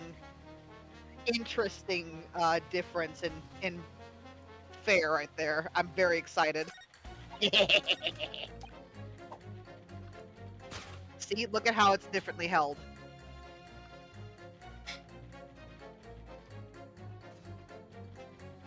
He stuck the chap next to him just like this. And then stabbing that poor man on the floor. On the floor, exactly. This is very contradicting. Mm-hmm. That's the first one that stood out to me. Yeah. Sorry, That is I'm very different. excited. That was definitely what caught my eye as well. But it was also like, hang on. The totaling and the Mhm. fair pricing. That seems odd. Objection! Those 2 statements are completely contradictory. What? Explain, counsel, post haste. Oh, dearie me. I was only knitting a jumper for my other half. Aw, she's knitting a jumper for her hubby. What is all this claptrap? What does contradictory even mean, I ask you? Get a dictionary. We've heard from more than one witness that they allegedly saw the actual moment when the defendant stabbed the victim. Now, out of curiosity, juror number 3, What? Can you see that I'm busy here? Dork. he What is that, Excalibur? How would you say the defendant stabbed the victim? What sort of motion was it? Huh! Want to test me, do you? It was like this. Stuck the pillow next to him without even getting up. Just like the brim banker said. Yes, that was Mr. Fairplay's testimony. Quite true. Now then, juror number 6. Oh, is that me, is it? What What can I do you for, young man? I like her so much. I do. How would you say the defendant stabbed the victim, madame?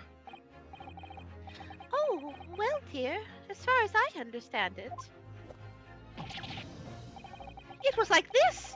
He stabbed the poor man after he collapsed on the floor. The coachman said so. Mhm. Now don't move.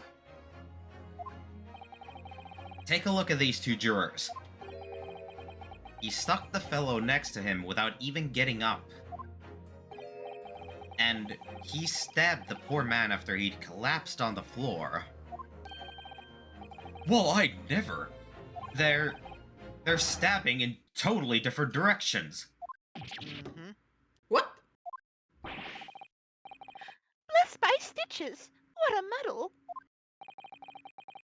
What this tells us Someone's Is the- testimony's wrong. is that there's a strong possibility one of the witnesses isn't telling the truth. Oh! But why?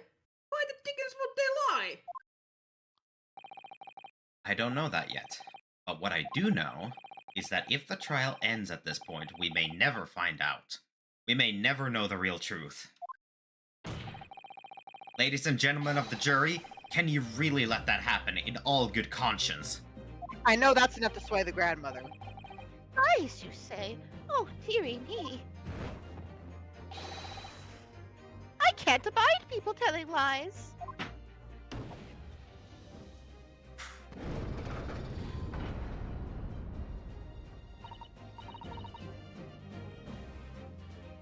The scales. I don't believe it. They're even. Wait! Now hear this, my fellow jurors. I warn you, you cannot listen to this man. Look at him in his black suit. Wow! Wow! He is clearly some devious Eastern sorcerer using his magic on us all. God damn. What Okay, the that's where we are. That's where we are. Look, we knew this was a possibility. We saw it in chapter 2 most of all, but like in chapter 1 even. God damn, they're gonna lean into this angle. Okay. Alright. Okay. I could use magic. Do you really think I'd be putting myself through all this? Yeah. You got a point, man. Wow! Answer me this, Dark Jinx. Huh? E? What exactly is the problem? What of it if two witnesses have slightly different recollections of the events? That's impossible if they saw the same thing. What of it? Let's say that the Shylock did stab the victim as he sat next to him on the omnibus. And this young daddy saw him do it.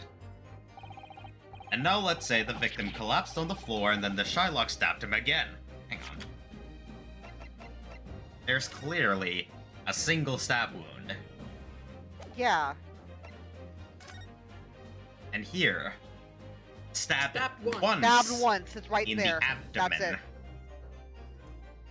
Clearly He in was the stabbed abdomen. once. So which one? Which one is it? Yeah, he was clearly stabbed somewhere in the stomach area. And it is currently unclear as to which of the two events it was, whether he was straight stabbed from the side or stabbed while he was laying on the ground. Which if he's then laying on makes- the ground, then why is the blood on the seat and not on the ground? Yeah, as I was about to say, which makes it curious on how the man is still sitting on the bench and how there's blood on the bench. I'm getting hyped. Damn it, game. Damn it, game. And this old lady saw him do it. Well, what's to say it didn't happen like that, hmm? Present. Who are you calling dandy, sir? Why, I should take this guy to you! Do you want to be on trial for murder? Apparently he does!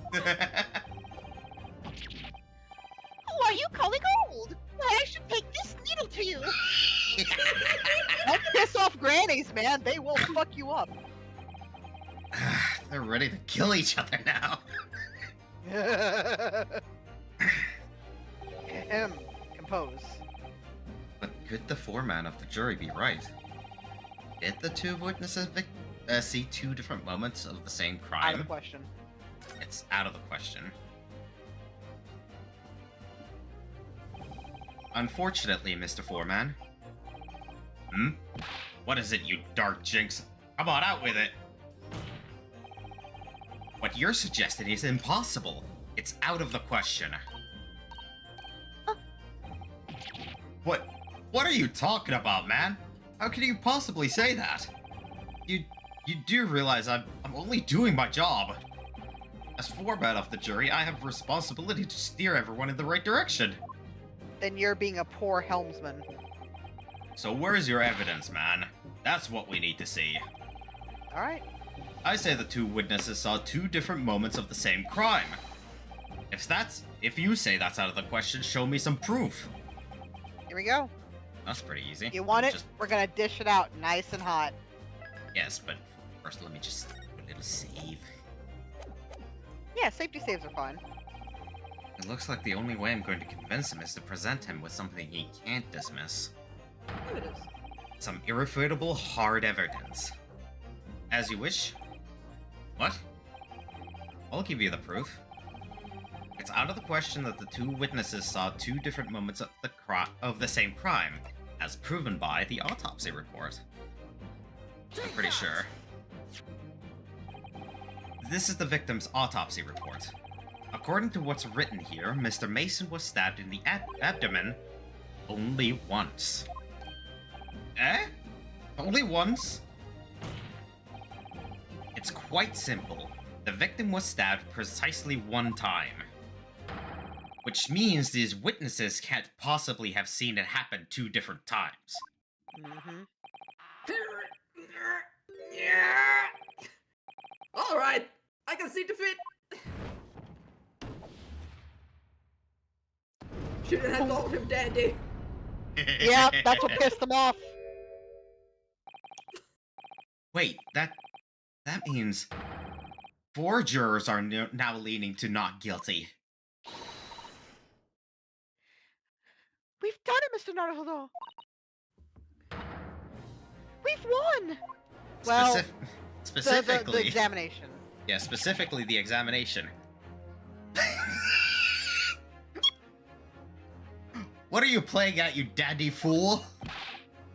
Shut your trap, sir. No one deceives me. Well, Oh yeah, clearly, he's pissed and he got lied to. He's Yeah, pissed he got lied to. I love it. clearly, someone deceived you. Yep.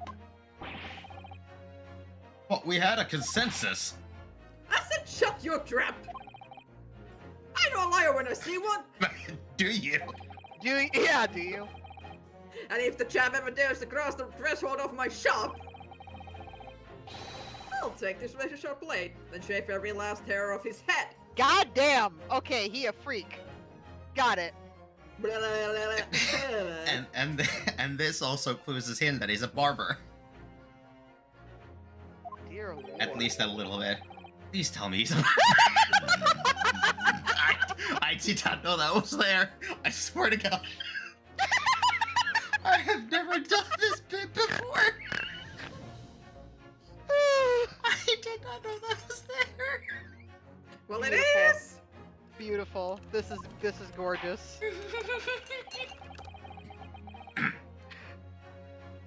Okay, Noid giggles are adorable. Shut I'm up. sorry. They are. No, they're adorable. Oh. No. I need to get to voice acting, you bitches.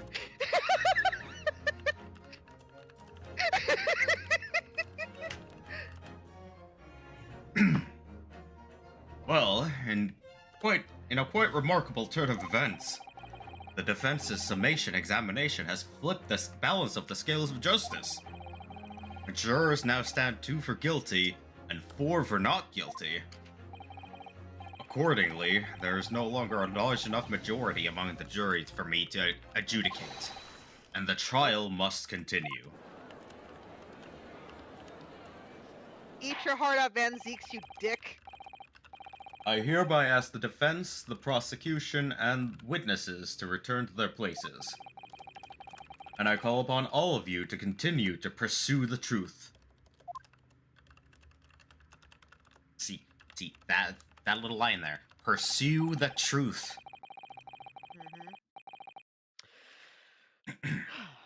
So, Lord Van Zeeks, continue to substantiate the case for the prosecution, if you please.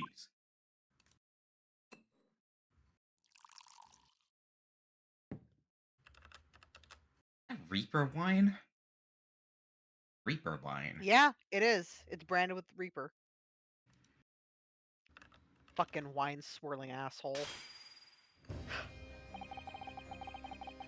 You broke your own hallowed chalice! What is the matter with God, I hate it here. Having savored the rich aroma of the carmine contents of this hallowed chalice, you thesaurus-wielding bitch. It may seem crass to crush as dust. Pray forgive the discourtesy. Lord Van Zeeks. Holden here is just me. As your antiquated tome no doubt says, the prosecution may not speak during a summation examination. So I honored a deathly silence and listened to the charade. No, bitch! There were valid contradictions in that shit. Ooh, you did not just. Ooh, I want to see how this plays out. It does a knife. It seems I overestimated the intelligence of the jury. Well, no matter. There was nothing so hard to prove as a self-evident truth, it would seem. No. And why else would grace the courtroom with our presence after all? Oh, we're the royal we! Okay. So, let us proceed to the next round of battle. Just so you know, I had Bahamut scream the second he moved from the cape away on the background. Bring forth the witnesses once more. Oh shit, he's showing off his full-on military, what is it called? Parade gear? Probably. And that's the first time I actually see what I'm assuming is the prosecutor's badge here in England. Mm-hmm.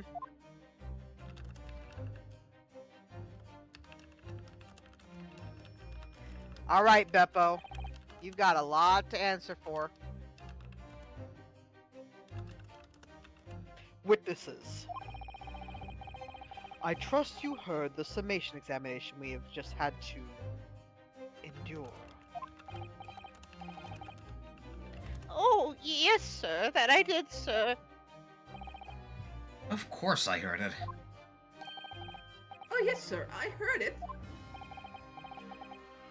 You, sir, on the end, the coachman. I believe it's Beppo? Yes, sir, my lord, sir. If it transpires that in your previous testimony, you were attempting to veil the presence of a fifth passenger on your omnibus, you will be found guilty of perjury. You are advised to bear that in mind, sir. Oh. Oh, mio Dio. Oh. Now then, witnesses, I hereby call on you to testify before the court again. You will explain the various misgivings brought to your attention by the defense's summation examination. Also, military regalia. Thank you, Rose. Witness testimony. Various misgivings. I only carried 4 passengers that night. I swear it. But, Well, I, for one, was told I had to pay 5 pence for the bus.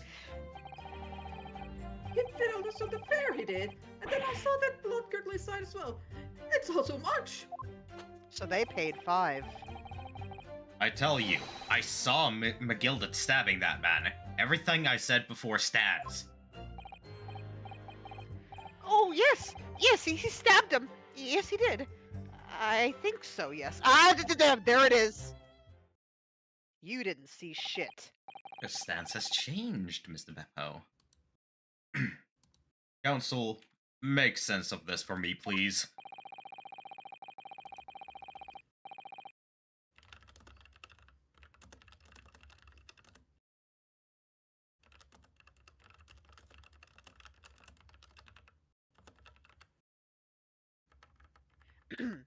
The phantom 5th passenger conjured into existence by my learned Eastern friend never existed.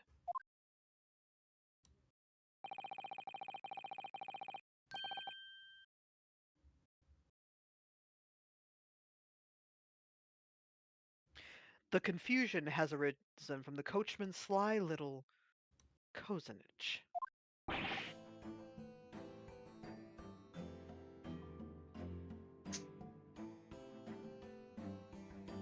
Uh,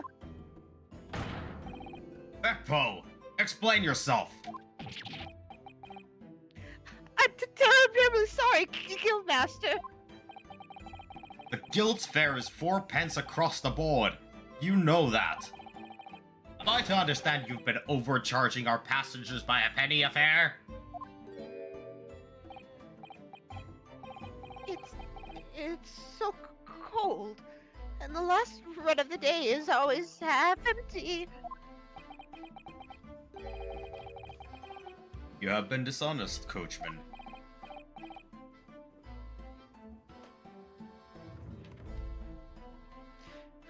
I'm sorry. You're a disgrace, Beppo, a disgrace! And your selfish actions have brought dishonor on the entire guild.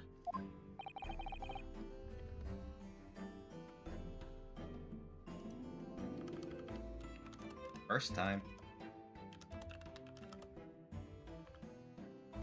Yogi time. Hey, hold on, sorry. If I may, sir. I had to pay 10 piece on the bus just last week. What? Oh my. 4 passengers at 5 pence each is, yes, 20 pence. I've done the arithmetic 10 times already, but I just can't make the result come out differently. That is math. Yes. No, that figures. Well, it would appear that one of the aforementioned misgivings has already been explained. So, counsel for the defense, your cross-examination, if you please. We've already had the pleasure of a protracted summation examination today. I see you intend to continue the parlor games. They're not parlor games. Absolutely.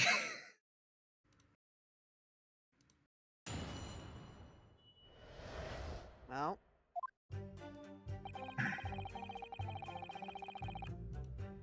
Hold it! So we already know that one. So, there were only 4 passengers on your carriage, but you didn't charge them the standard 4 pence fare. Is that right?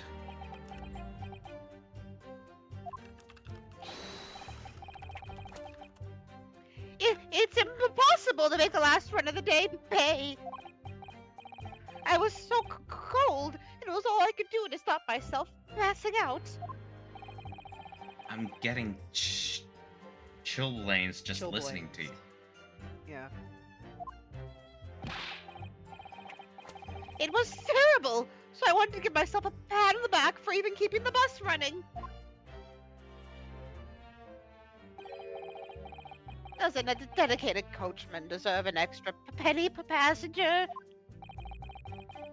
You're digging a deeper hole for yourself here. Mm-hmm. Guildmaster If only like there had that. been a 5th passenger on the omnibus now. Then we would have had another suspect.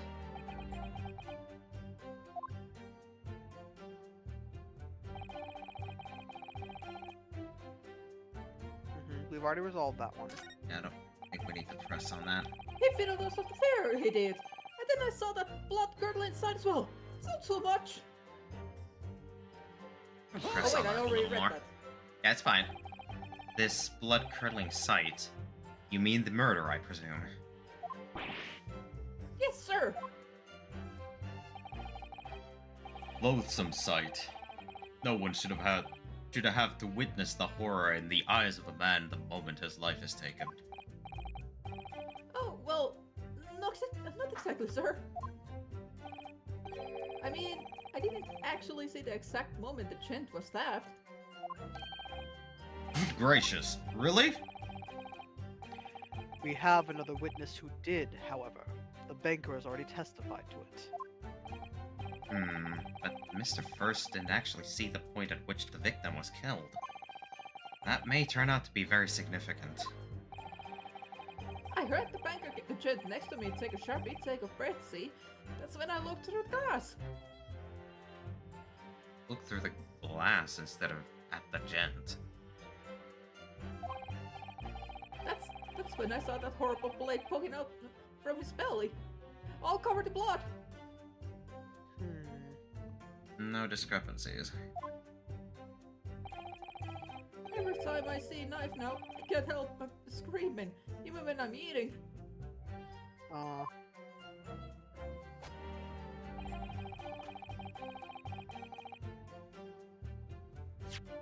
I'd like to press on that. Yeah, I will press on it. I'm just gonna make another safety save. Yeah, absolutely. Hold it! So you saw the defendant, Mr. McGill did, stabbing the victim, Mr. Mason, who was sitting next to him. Uh-huh. That's what I said, isn't it? It's bothering me before, this was. For just a brief moment, he hesitated before answering the question. Anyway, there was only the two of them inside the carriage, wasn't there? There's been much talk of a fifth passenger, but as yet, zero evidence. Then what are we wasting all this time for, eh? Black and white, the man's guilty. No, it's not black and white. No. Something about Mr. Fairplay's testimony was just... Something about Mr. Fairplay's testimony just jars with me. Wish I could work out what it was.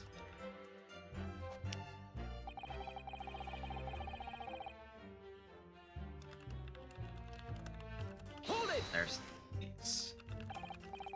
Earlier, you testified that you saw the moment when the defendant allegedly stabbed the victim, didn't you? How? Oh, yes. Yes, that's right. You said that the victim was on the floor and the described assailant holding the knife like in an ice pick grip.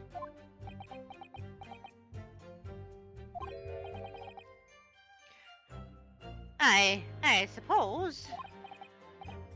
I might have, yes, put the cart before the horse. The course, goddammit. Look, he's fumbling because he knows he's caught in a lie. It's fine. Yeah. Before the horse, maybe. What's this? Well, I'm quite sure about most of it. I was driving the horses when I heard a scream from the seats on the roof deck. Oh, I expect that was me, sir. Then White turned around. Yes, I saw it through the skylight.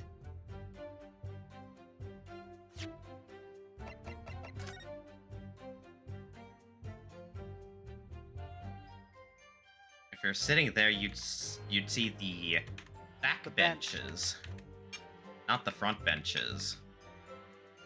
Since that's where the victim died, there's no way you could actually No. turn around and see the exact spots, which... I was from gonna his- say they could see it because of their angle. Yeah, and he's claiming that he saw there, which is impossible, because he could see only back there. Mm-hmm. Something ain't right. The gentleman was on the floor and the knife was sticking up out of his midriff. That's right, yes. And the fellow holding the handle was the famous man. Yes. So, in short, you didn't see the moment when the victim was actually stabbed at all. And there's the inconsistency of him on the floor versus being stabbed while sitting. Hmm. I really thought that I did, but when I go over it again in my head, no, I suppose I didn't actually see the precise moment of the stabbing, did I? Hello, good sir. There you go. Hey, you got something to add? Do you have something to say about that, Mr. Fairplay? Now you listen to me! I know what you're thinking. He didn't really see the exact moment the fellow was stabbed. What are the chances of that? Eh? Are you asking me or telling me? I'm getting flustered. I might be able to extract some new information from him if I answer him cleverly. Could he have just happened to see the exact moment the crime was committed? No. There's no way, because he was sitting right there. Mm-hmm. I'm gonna make a quick save, though, because this is clearly a branch.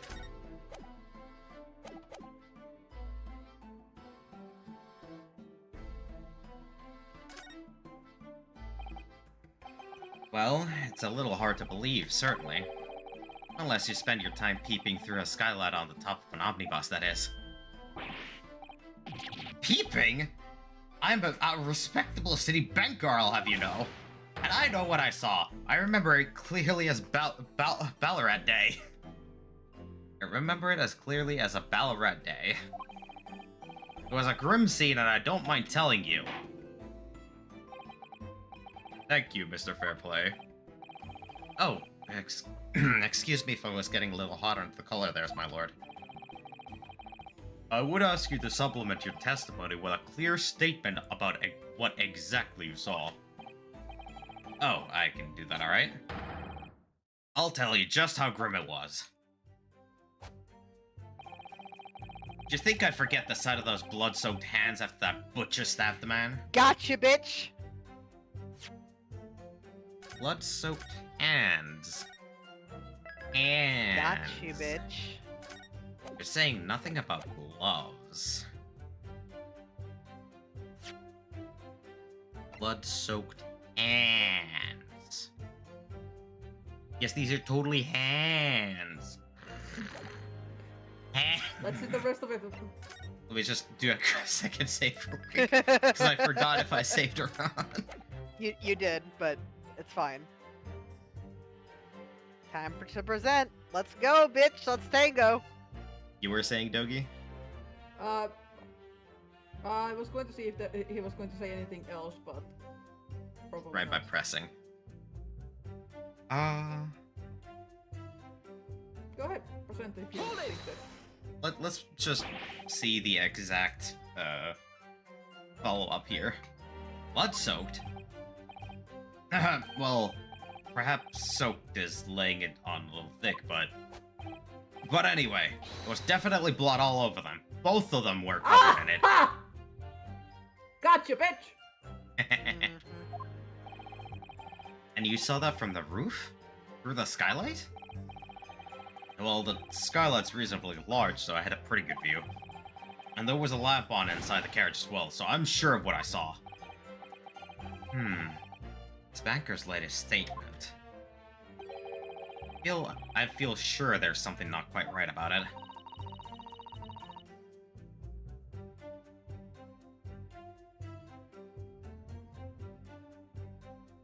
When you feel something doesn't add up, Mr. Naruto, that is when you should have a good look at the court record. Yep, that's where it's like, hey, evidence. Not long ago, this trial very nearly came to an end. Somehow, we managed to keep our chances alive here. I can't waste this cross-examination. I have to use it to bring some new facts to light.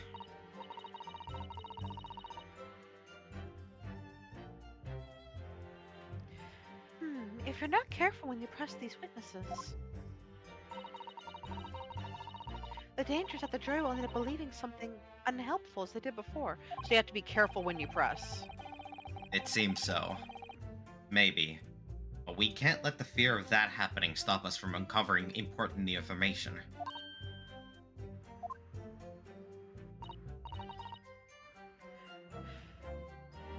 Yes, you're so right. I need to pay careful attention here. I don't want to miss even a flicker of a reaction among these witnesses. Well, I already found it. Remember, if you happen to spot one of the witnesses reacting in a strange way, don't hesitate to pursue them as to the reason. Nope, we have done just that earlier.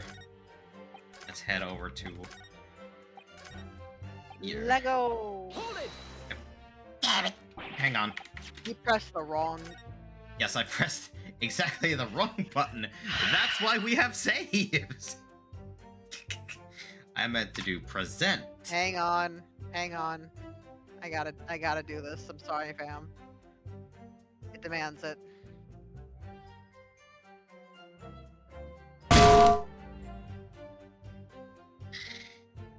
You know what you did. Blood-soaked hands. Well, I admit that soaked might be laying it all a little thick, but... But anyway, there was definitely blood all over them. Both of them were covered in it. Well, I'm very sorry to disagree, Mr. Fairplay, but that's more than a little peculiar. Okay, can I just say it is very satisfying to see him resting his hand on the handle of Cosmo's sword. That is Yeah. a Yes. very comfy looking pose. I like that. That is very confident pose. Oh I yeah, love it. I do I do like to do that if I ever have a like a sword on my hip for whatever reason. You had a sword? I mean, I have practice swords and I have my cane. Ah. What? Hey, Here are the gloves worn by the defendant, Mr. McGilded, on the night in question. Oh, yes, right. And there certainly does appear to be a sizable dark-colored stain there. But, as I'm sure you can clearly see, it's only on the right-hand glove. He's biting his own cane? Yup. In short, Mr. Fairplay, your testimony is inconsistent. Yeah! But no, that can't be right. so you're the liar here then?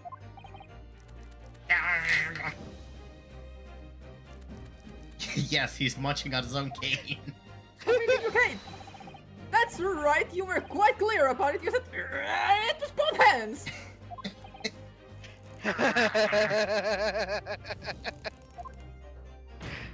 Damn, they're both gunning for his ass. Mr. Fairplay, if your last statement was a lie, it calls your entire testimony into question. You say you saw the moment the victim was stabbed, but is that really the truth? Objection! Ah, fuck. It was a simple mistake. You can't justify accusing this man of lying. Yes, it wasn't both hands, it was only one. But the fact remains. The victim's blood was on the accused. What's the JoJo pose? I was about to say, that is way too cool of a pose for you, sir. No. Mr. Fairplay categorically stated that he saw blood all over both hands. And I see that Moose decided to pay you a visit. Yes, Pokey sorry. back. Maybe jump. I am giving him pats. Give me 1 second. Yeah. I shall wait. And then I shall read out the sentence, which means it gives me time to grab the last of my ice cream.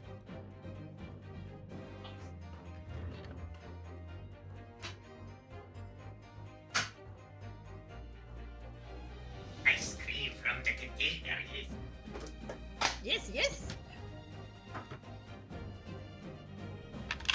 There we go. I am back. Apologies. I had to figure out something.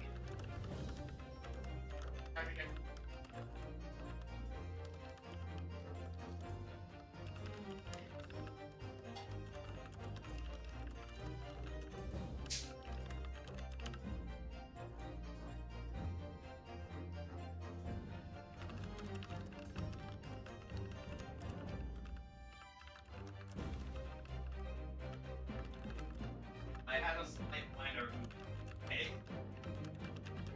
Huh? I had a slight minor oopsie today. What? When I was ordering I put the wrong soda in. So instead of Pepsi Max, I got regular Pepsi. Ah. So that's why it's only a slight bit of an oopsie instead of a major oopsie, so nothing too particular to worry about. But still, goes to show I was too excited over the pizza to get the right Pepsi.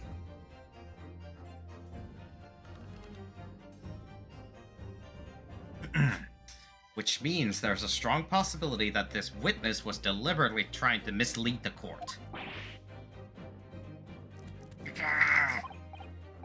Why? Why? I'm a city banker, for pity's sake. My word should be the gold standard. No. Yeah, it's the very opposite these days. I'm a gentleman, not some gutter snipe. Upstanding members of society don't pervacitate. Pervacitate. He's claiming to have no reason to lie. But is that really the case?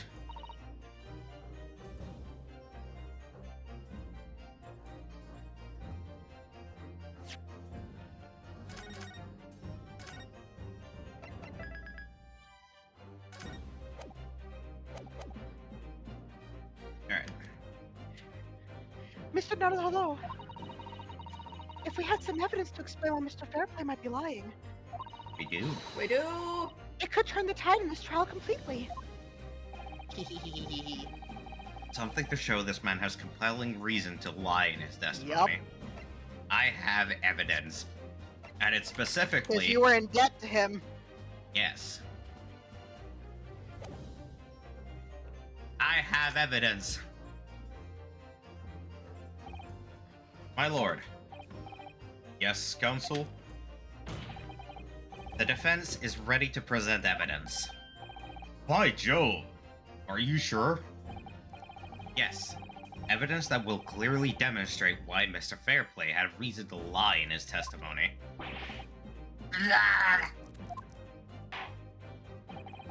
The fucking munchie on the cane is still sending me. Very well. I hereby call on the defense to present its evidence. The evidence that demonstrates a motive for the witness's alleged deception of the court. The debtor's leisure. Butter. Take that! This is a list of the debtors who owe money to Mr. McGilded. Yes, a list of innocent victims crippled by the accused's extortion. The point is, among the names of these debtors is your name, Mr. Bruce Fairplay. What? Mr. Fairplay, are you currently indebted financially to the accused? No, well, it's barely worthy of being called a debt. According to this ledger, you owe 20 guineas. Not an inconsiderable sum of money, wouldn't you say? Well, what of it? Let's suppose Mr. McGilded were to be found guilty of murder. What would become of your debt in that case? These documents state that the loan agreement is forged between two individual parties. Therefore, were the creditor, the defendant here, to be sentenced to a capital punishment, all outstanding debts which were owed to him would be annulled. They would cease to exist. That's motivation. Cease to exist? Mr. Fairplay, is it not the case that you claimed in your testimony to have seen something you never in fact saw?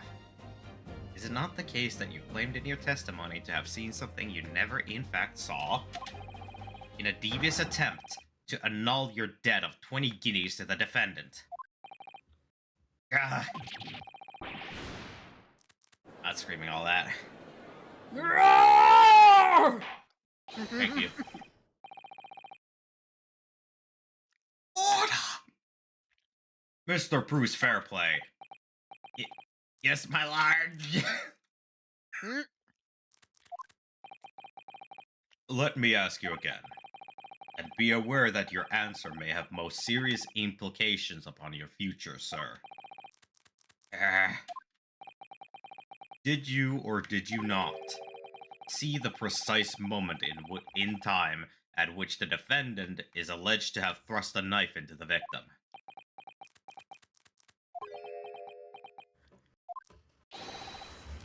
Your silence speaks volumes. You did not tell the truth in your testimony. Alright, now let's not make a melodrama out of this. Perhaps I did overstate the truth a pinch. Oh, that's a fancy way of putting it. Nah, bitch. A pinch? But it makes no difference. I definitely remember seeing blood on Mr. McGilded's hands, both of them. Objection. And yet, only one of the defendant's gloves, which we have here as evidence, is stained. So you keep saying. First, I wonder if I might be allowed to speak, sir. Go ahead, Mr. First.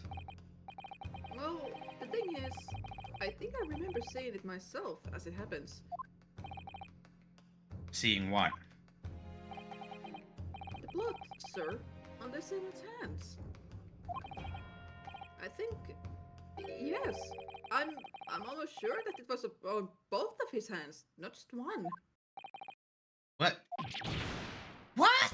that's impossible with the evidence that we have, though. So something is not right. Yeah. It would appear that we're going to need further testimony from all you Because witnesses. McGilded's testimony points to him handling the knife, trying to help the victim, which makes sense that he would have blood on one hand because he was trying to pull the knife out, Yeah. right? But if the murderer's hands were covered in blood, then that's all the more reason to think that he didn't actually do it. Eh? Yeah. This time, I would like to know precisely what you did and what you did not see. Do I make myself perfectly clear?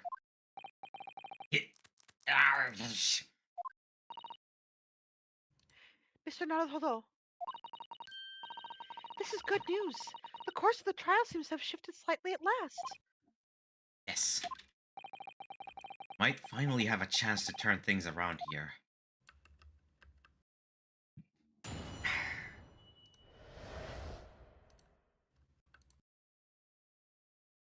What the witnesses really saw.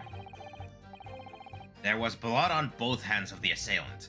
I sincerely and distinctly remember that. However, I suppose you might say I didn't see the exact moment of the stabbing transpired, if that matters.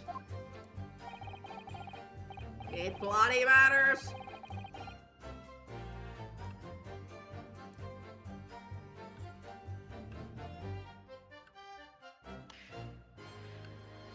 Here we go. I remember seeing the knife, and I remember seeing both of the attackers' hands with blood on them.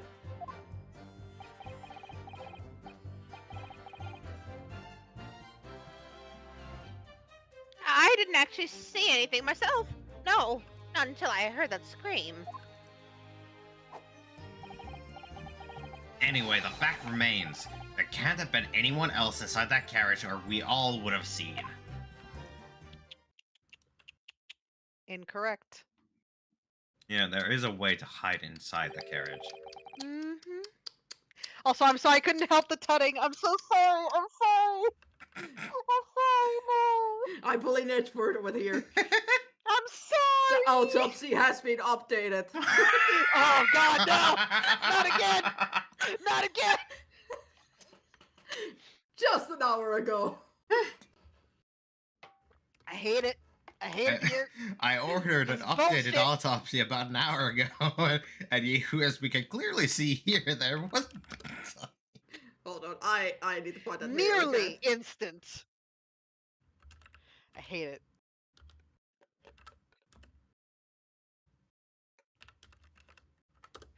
Ugh.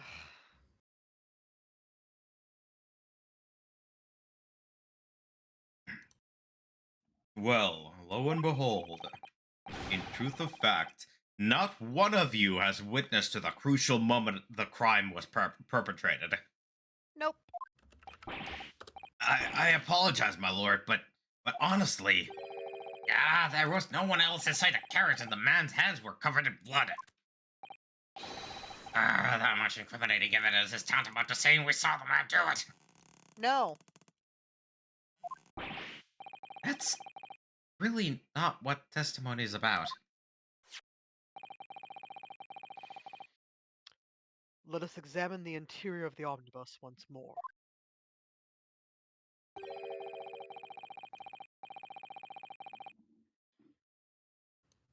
The victim's fresh blood is clearly visible on the seat, corroborating the witnesses' accounts. On the seat, not the floor! In other words, there is no substantial nor significant change in the facts of the case. You fucking hold it there.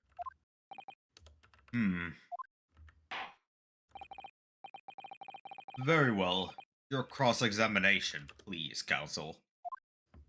I'm so glad the judge is more willing to, have us go through the defense procedure. God. I'm gonna scream. Anyway. Yes, my lord. Here we go.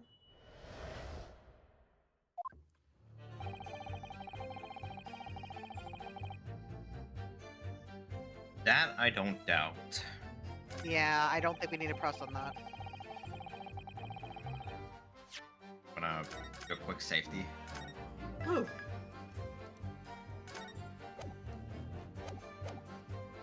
That's been 2.5 hours already? Jesus. Oh, yeah. hold it. Don't try to downplay this. Whether or not you saw the exact moment of the crime is a matter of fundamental importance, as well you know. But for crying out loud, we all know that no one else could have possibly done it. I was just trying to save us all some time. You have a loan of 20 guineas outstanding with the defendant, do you not? Had you hoped to release your friend from that financial burden by Release yourself. Had you hoped to release yourself from that financial burden by ensuring the defendant was found guilty? That's not entirely not what I was hoping for. I just lost a little guinea or 10 when I backed the wrong horse in the derby, that's all. And this is why gambling is not something you should just do willy-nilly. I was going to Never win it gamble all what you back. There's a fixture this weekend, that's the sure thing. Oh, Never God. gamble away something that you're not willing to lose. Yeah, Yeah. never gamble away what you can't afford to lose. a little dinnier 10? I'm a banker. No one bats an eye if I borrow a little spending money for the weekend. You borrowed it from the. Oh, you motherfucker! Wait, who is? Fair He play. borrowed it from the bank itself, apparently? Like, as in money gathered from other people? Oh. I'm Mr. Fairplay. I'm a banker. No one bats an eye if I borrow a little spending money for the weekend. So that's why he had to take the loan from McGilded to pay back that amount, and now he owes McGilded. I bet you that's what it was. I bet you. That's most likely the case. Goodness.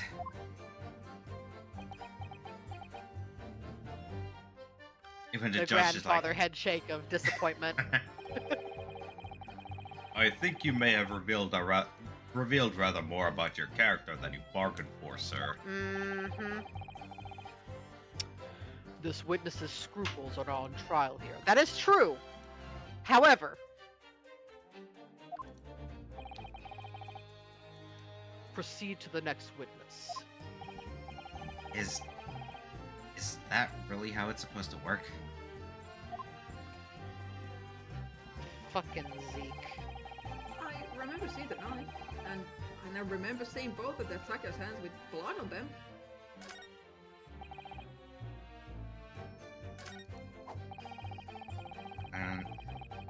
Oh wait, these were already read. Yeah, You're you're fine. fine. You're fine. You're fine. Don't make me poke you. I will. I'll poke the box. I will eat your fingers. I will sit on top of the box and I will poke it.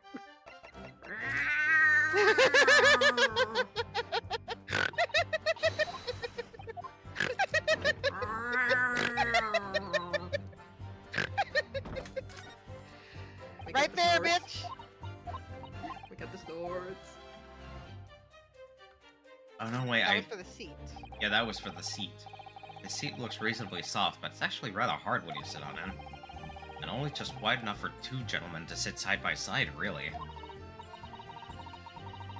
Of course, an English gentleman would be dressed in such finery. It would be quite impossible for her to climb up to the roof deck, so she would have to be seated in here. Mm-hmm. A woman in a kimono would have the same problem. Women's clothes are very impractical, aren't they? I'm surprised you let him go with that.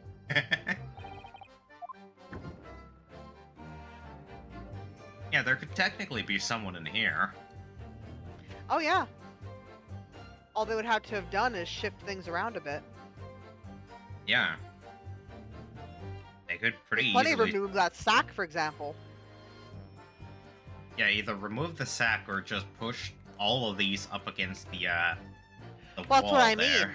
You just need to rearrange it a bit, and I could absolutely see enough space for a person to be in there. Yeah. Yeah, there's definitely more than enough room to put a person Oh in there. no, I have an idea. Yeah? McGilda said he falls asleep in carriage rides, right? That he did. What if he was put in there?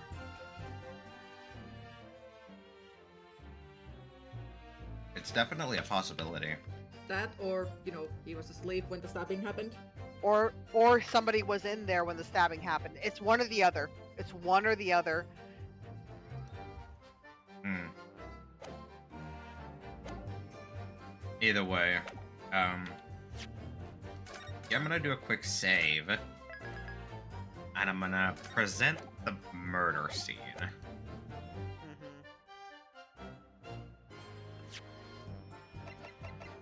Objection. Yes! Allow me to confirm one thing, Mr. Fairplay. You were riding this omnibus and witnessed the events in the cabin through the skylight in the roof of the upper decks. Is that right? That's right, yes. In that case, there is a portion of the cabin interior that would have been out of sight from you. What? By golly, really? Obviously, at this stage, we can't say for sure. But the possibility cannot be denied that at the time of the incident, there could have been another passenger in the enclosed cabin of the omnibus. Objection! Enough hypothetical meandering, my Nipponese friend.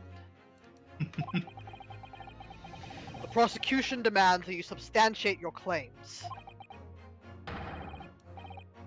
After all, the scene of the crime is here, in the flesh.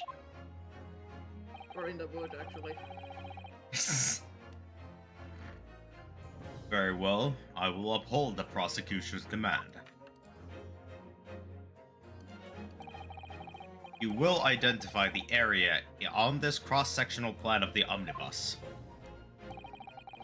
Where exactly in the omnibus are you suggesting that the potential extra passenger could have been situated?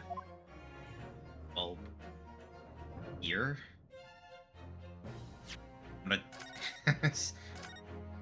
Safety save, let's go! This is going to be very common with me during these bits because it's letting me, it is allowing me to. I'm going to do all the safety saves until the heat death of the universe. That's alright, I'm right there with you. Both rows of seat on the roof faced in the...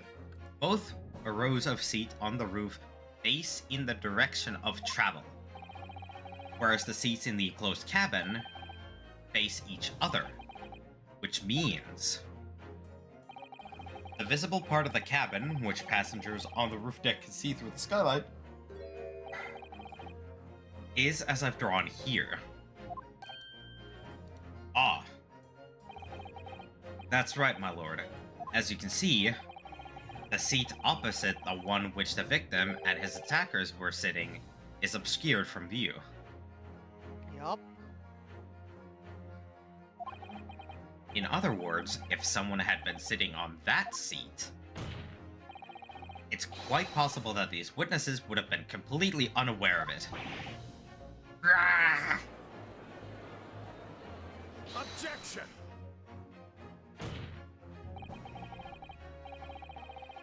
It's quite possible some phantom was sitting there.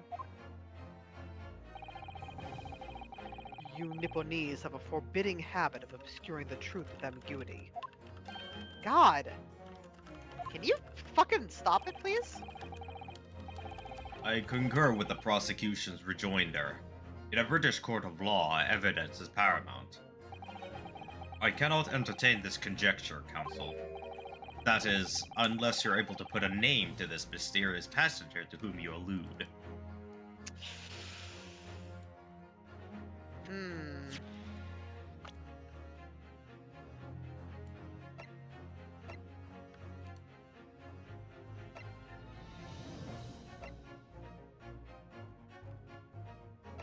It couldn't have been the cab driver.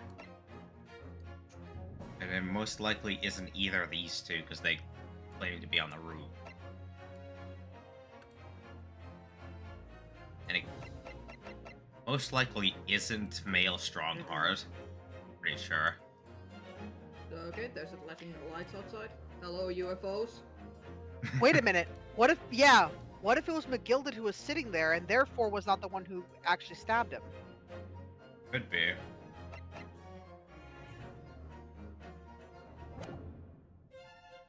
Hang on. Can we do a save?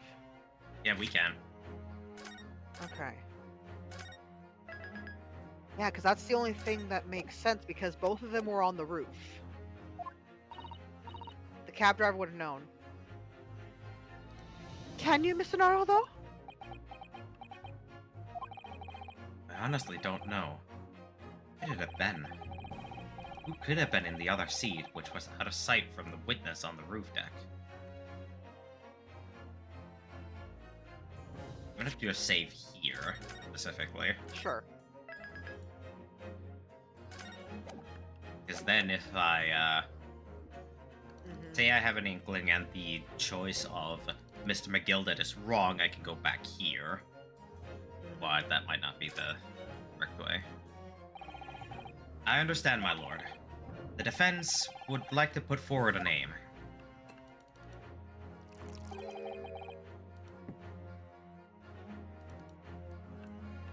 You are a fool. That response was a desperate attempt by a man who has no notion of his own limitations. A toast to hard lessons not yet learned. Stop toasting! You goddamn alcoholic! Oh, right. He hasn't even But taken a also- sip. But also, damn, he gets such hard lines. It's the You vampire know? gene. Is the vampire gene? Let us not delay, Counsel. The defense is still to name the passenger on the other seat. Oh boy. This could be it. This could be the chance I've been waiting for to turn the trial in my favor. On that night, on the night of the murder, the person occupying the seat in the omnibus cabin that was obscured from view was... Had to have been McGilded. Take that! That's a police outside. Oh boy. Oh.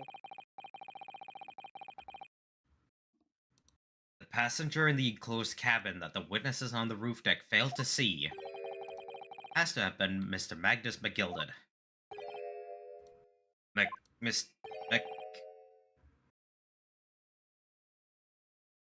Doggy? Okay. Sorry, I was listening to know what's going on outside. Yeah, I gotcha. Mr. McGilded?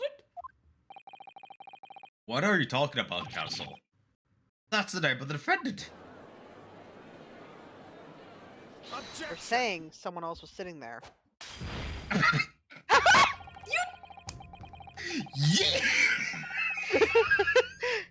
Yeet!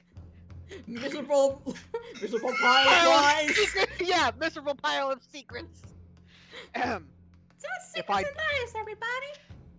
if I desecrate this chamber by smashing my hallowed chalice, do forgive the discourtesy. You need to stop repeating that goddamn word. I don't think you know what it means. Lord Van I Seeks. love it.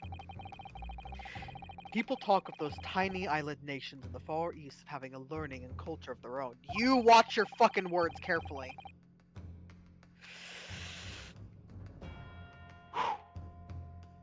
I'm so sorry, You're fine. but I see they use the terms ill-advisedly. You pompous prick. What are you trying to say? Let me explain in terms that even a student of an artless backwater... Sorry. Let me explain in terms that even a student of an artless backwater such as yourself might understand. Holy fuck, I'm so sorry. Christ. When the bloody scene unfolded, the victim and his assailant were sitting side by side. Multiple witnesses have attested to the fact. It is the very premise on which this case is built. Objection! Except... But that premise may be wrong. What? If the victim really was sitting beside Mr. McGilded, it creates an inconsistency that can't be reconciled in any way. What inconsistency, Counsel? The defendant's gloves, my lord. Both witnesses have made the same testimony. They claim that there was blood on both hands of the person sitting next to the victim. Objection! Yet we know the truth to be otherwise. Only one glove bears the gory remains. Objection! The point is, even in the face of this irrefutable evidence, both witnesses have maintained their stance. Yes, their testimonies remain unchanged. Exactly. They both adamantly swear that they clearly remember seeing blood on both hands of the assailant. In short, their memory of events is correct, and their testimony reveals the truth. It was somebody else sitting beside the victim that night, a third party we have yet to identify. And the victim's blood was on that passenger's hands, Both of them. Objection. And who was this third party? Obviously, the true culprit. Extraordinary!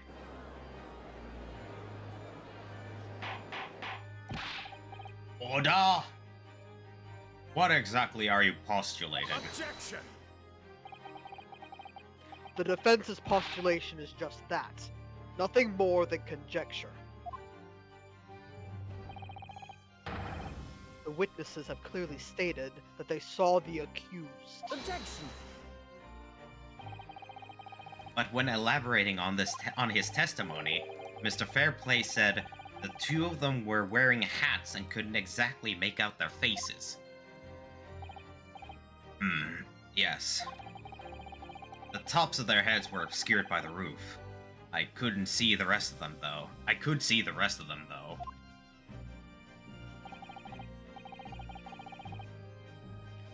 Yogi.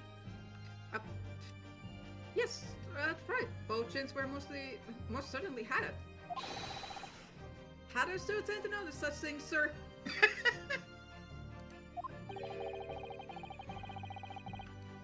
And what particular styles of hat did the two gentlemen sport, Mr. First?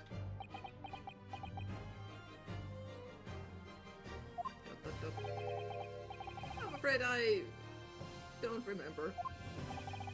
And you call yourself a hatter? The style of hat makes no difference. There was no third passenger in that cabin. How can you be sure? Because if there had been, the accused, Mr. McGilded, would undoubtedly have offered to depose the fact. He was asleep!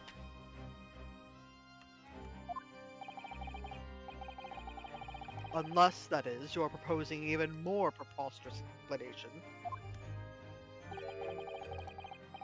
That the accused failed to even notice the presence of the true culprit in the very cabin in which he traveled. Ah.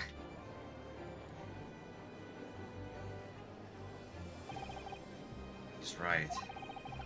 There was another person traveling in the enclosed cabin of the omnibus. It's inconceivable that Mr. McGilded would have been unaware He of was it. asleep. That is what he himself has told us, yes. But Mhm. so far, we need to prove it if it actually was the case. Right. Order? There is clearly a simple solution to this problem. Bring the accused, Mr. McGilded, to the stand. Well, what say you, counsel? Hell yeah! The prosecution objects, my lord. On what grounds? As a suspect, he will already have made a full statement to the police. But what if there was some reason why he's unable to speak freely? Magnus McGilded is no uneducated ruffian. If it indeed turns out the man has been withholding information, you can be sure will have been a most deliberate act. Counsel for the defense, what is your opinion? My lord, should we ask Mr. McGilded to testify or not? Pretty sure we should ask him to testify, but I'm gonna save anyway.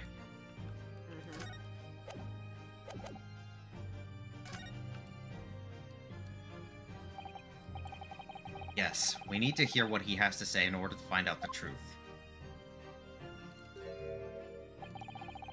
The defense would like to call Mr. McGilded to the stand. In that case, I would like to hear the opinion of the jury. Yes, I need a little time to consider this.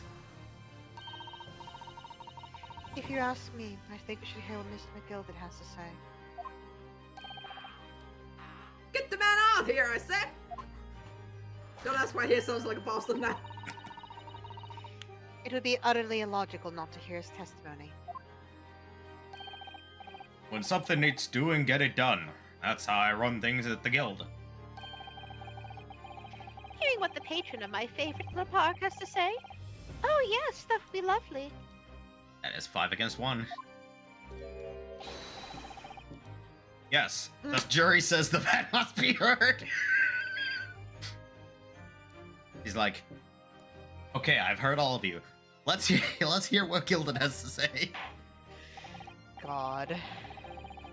He's like, I already made an ass of myself once, I'm not doing it again. Bring the man here. Mhm. I am actually listening to my people now. Before Right. they eat me alive. Yep. Very well. The court will hear the defendant's testimony.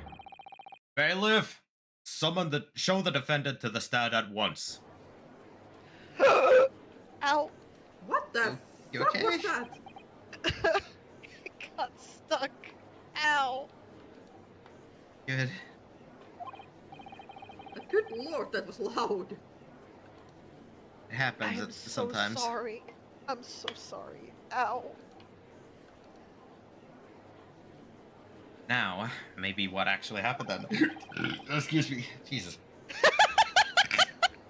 Today Oh the time God, of it's gas, spreading. apparently. Now, maybe what actually. Pito! I accidentally muted myself.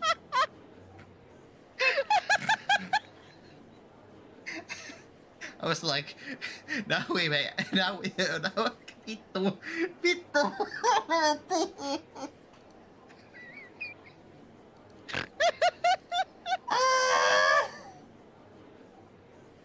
Adorable. I'm about to have my own Phoenix for breakdown.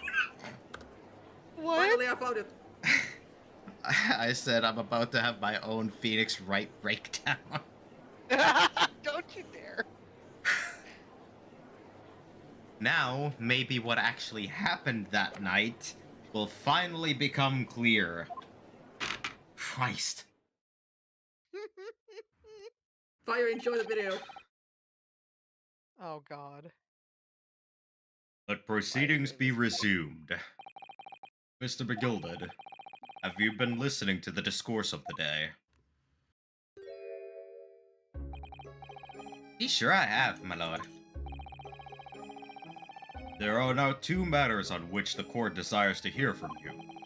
The first is whether or not there was a third party with you in the omnibus cabin, as proposed by the defense. The second is that if such a person was indeed present, why did you conceal the fact from the police? Oh boy. Egad, no! It's not my nature to hide anything at all. Just answer the questions, please.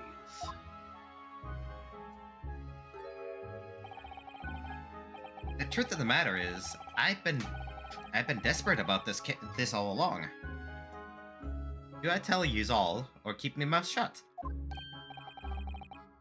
Tell us what, Mr. McGilded?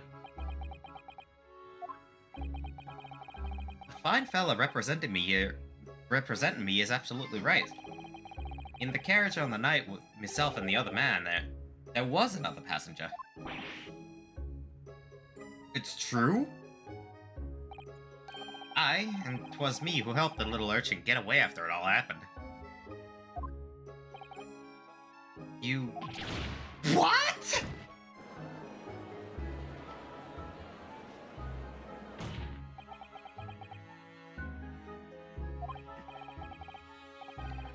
No, Magnus McGilded, that convenient excuse can't save you now. I'm truly sorry, so I am, Lord Van Zeeks. I'm sure you'll be wanting to know why I said nothing when I was taken in by the police. I do be having a very good reason, I assure you. Which was? Well, that little child was just in the wrong place at the wrong time, and not in any way involved, you see. What? If the police had known about the wee one was there, if the police had known the wee one was there, they'd have assumed she'd done it. They'd have hauled her into this here courtroom just like myself. I was only trying to spare her that. Young hearts and young minds are easily damaged, my lord.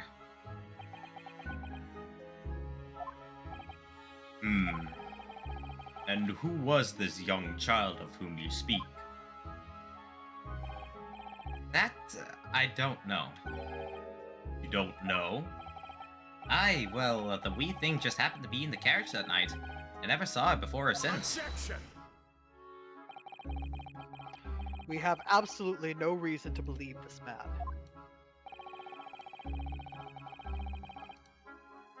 The prosecution calls for the witness's statements to be disregarded by the court.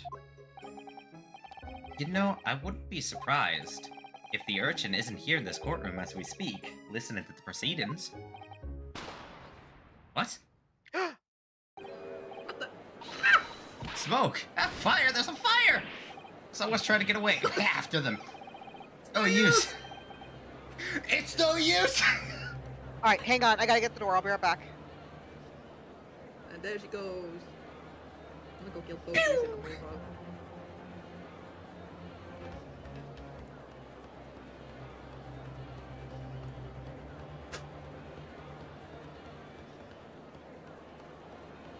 This is very intriguing, yes, yes.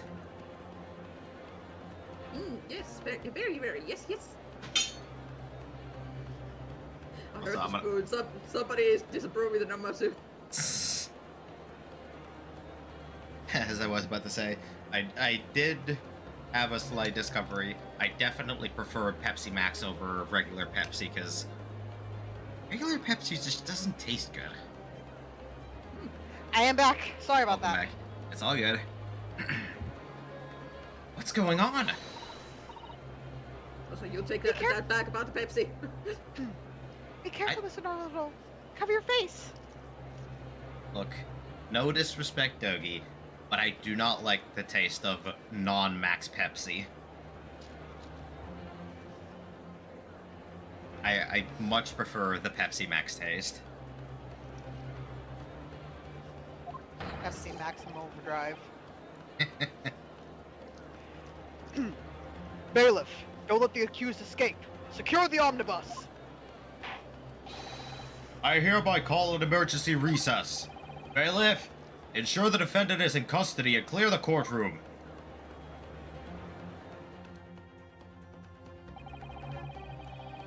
We were hurriedly removed from the smoke-filled courtroom by the bailiff, amid scenes of chaos as people stumbled over one another in their desperation to flee the chamber. We had no idea what was happening. All we knew was that, for the time being, the trial was suspended. Someone got desperate.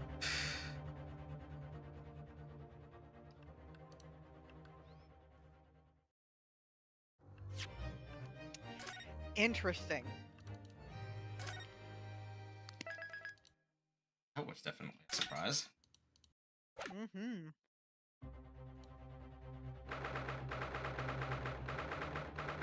Same day later, the Old Bailey, defendant's antechamber. No number. What on earth just happened in there? Mr. Naruto, I managed to find out what happened. Miss Susato.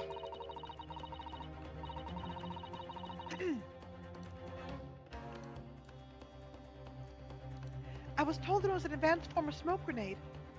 A type of exploding device that releases smoke. Smoke grenade? It sounds like the sort of things ninjas use. They're just making sure everything is safe now. I think the trial will start again before long. But who would have done something like that?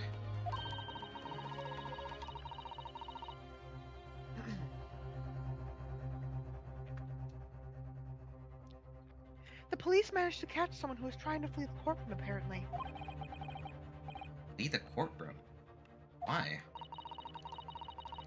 Well, it's a young girl of around 15, I hear. A young girl? Then could it be the other passengers that Mr. McGilded was just talking about? My thoughts exactly. So he wasn't lying. Oh, what's become of Mr. McGilded, actually? There are so many things I need to ask him about, but he's not here. I think he was summoned to the prosecutor's antechamber to answer questions. Along with the young girl.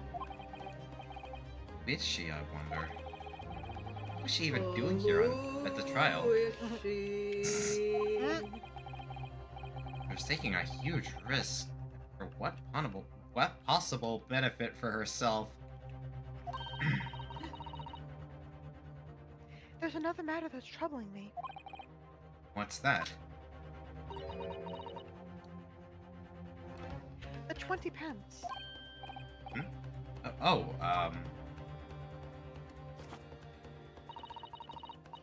According to the coachman, Mr. Beppo,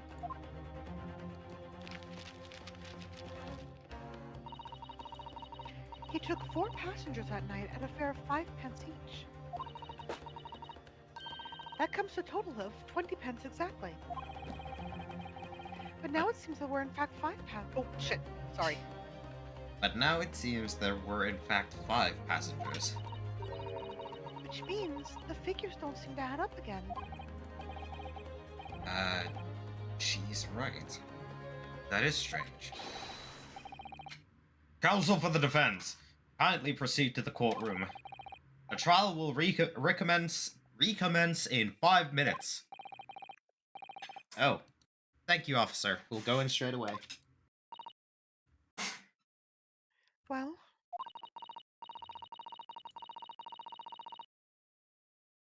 whoever she is, I imagine this young girl will be asked to take the stand and testify now. I really can't imagine what she's going to say, but it could alter the whole direction of the trial. We'll know soon enough, Miss Susato. Yes!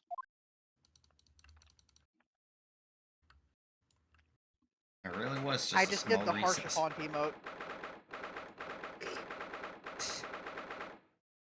I'm so sorry.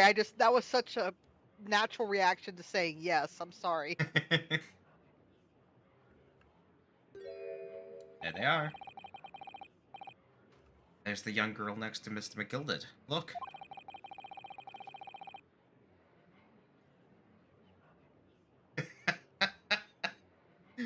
What a first message to say, Saint Dreamer. Hmm. Pretty sure a lot of people say the same for her. We're still wondering where the 16. hell her brain cells went at one point. I know it had to have been the NyQuil chicken. It had to have been. Probably. She must have been the one who caused the disturbance before. Well, after that rather eventful recess, the court will now resume the trial of Mr. Magnus McGilded. Now then, Lord Van Zeeks. My lord. I believe you have established the cause of the smoke which veiled proceedings earlier. It seems to have been an advanced form of smoke grenade, of the sort typically employed by the army. Good gracious, the army? What in the devil's name? It was an elaborate attempt by a young girl to cloak her escape from the public gallery, but she was caught. And now occupies the stand. Your name, girl?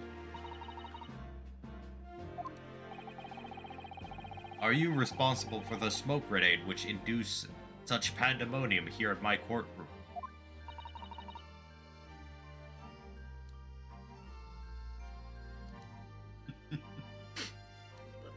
What?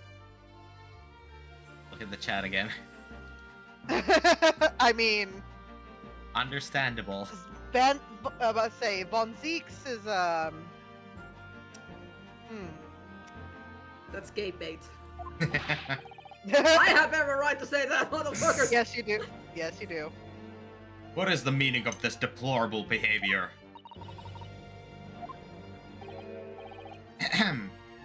If If I may, my lord.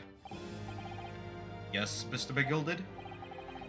I think perhaps I ought to explain here why it is that this wee lass was here in the first place, and why she tried to pull like that. It's all tied up with the events of last night, so it is. That night. Yeah, that night.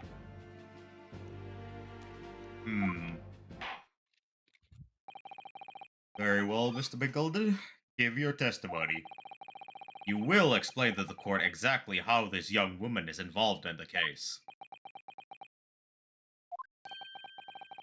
Just what did happen that night? It's not like a defense lawyer needs that information or anything. The fucking sass he's pulling out. He is. He's about Mick fucking had it. Oh, hour and a half notification. Well, hour and 15 minutes. Got it.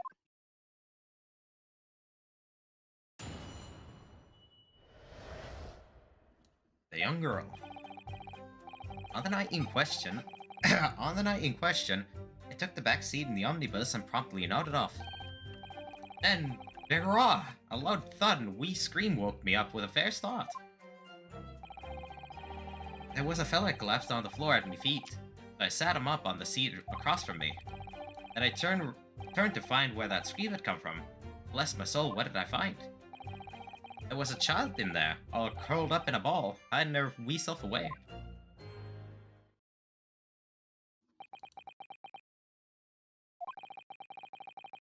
I remain somewhat baffled, I confess.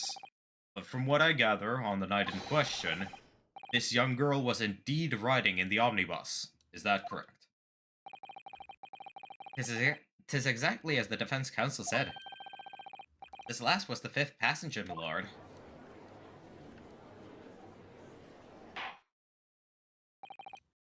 Very well. The defense may now cross-examine the witness. Are you ready, counsel? Yes, my lord. Or rather, no. I have no idea where to start.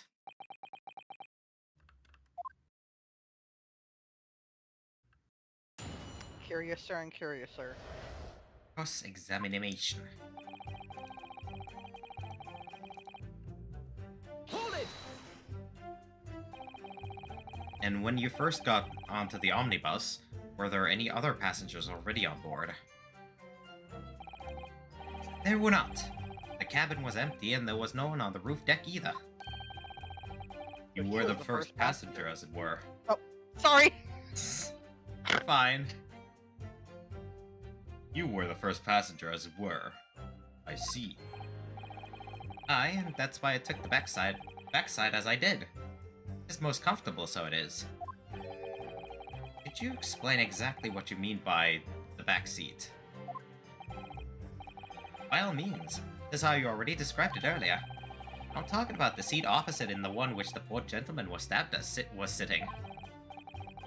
Like I said, it is the most comfortable and where I feel most at ease. And of course, I enjoy gazing through the skylight from time to time as well.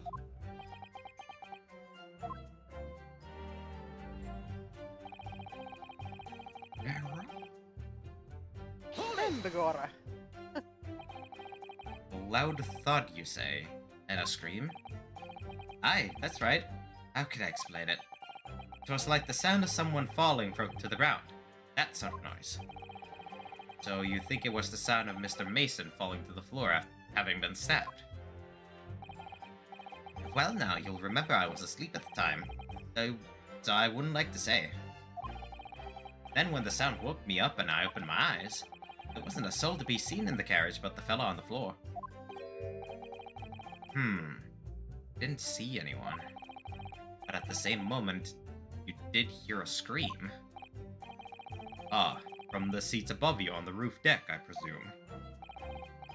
Not above me, no, my lord. It was from the inside the cabin. But I wasn't altogether thinking about the scream. No, I was too stunned by the desperate sight before my eyes. That explains where he got the single point of blood on his glove. Yep. Hold it! You set him up? The victim, you mean?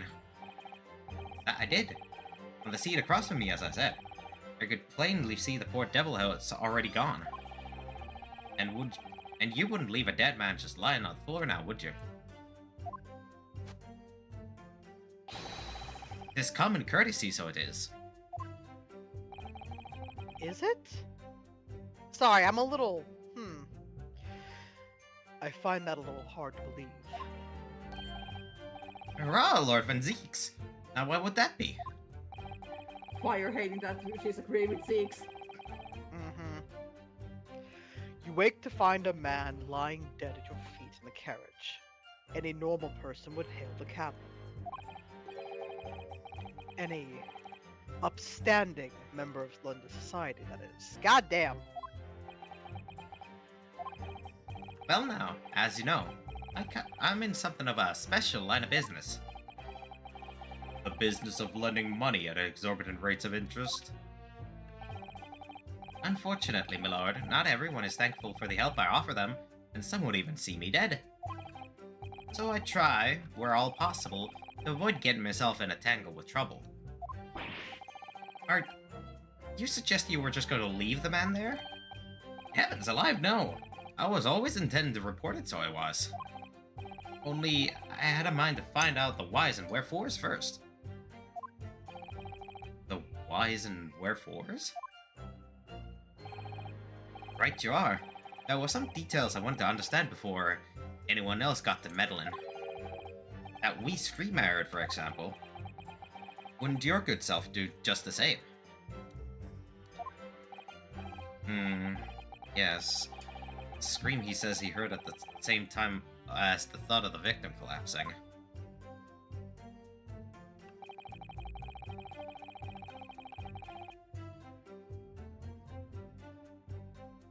I don't think I need to press on this, as it's just Yeah. him turning around. Hold it! You say she was hiding herself? Aye, that's right. It was hard to see in the damp lamplight, but she was all curled up in a wee ball. When our eyes met, well, my heart nearly stopped beating in the chest. Ugh, you're really overacting this. Overacting this. Overacting and overreacting. Okay. They're not in the We don't have her people info section yet. Still in all, I pulled her out from under there. Under there? And sat her on the seat opposite so I could have a wee chin wag with her. The seat opposite? That's right, just next to the dead gentleman there. That is not absolutely not traumatizing at all. Right? Not at all, sorry. Jesus.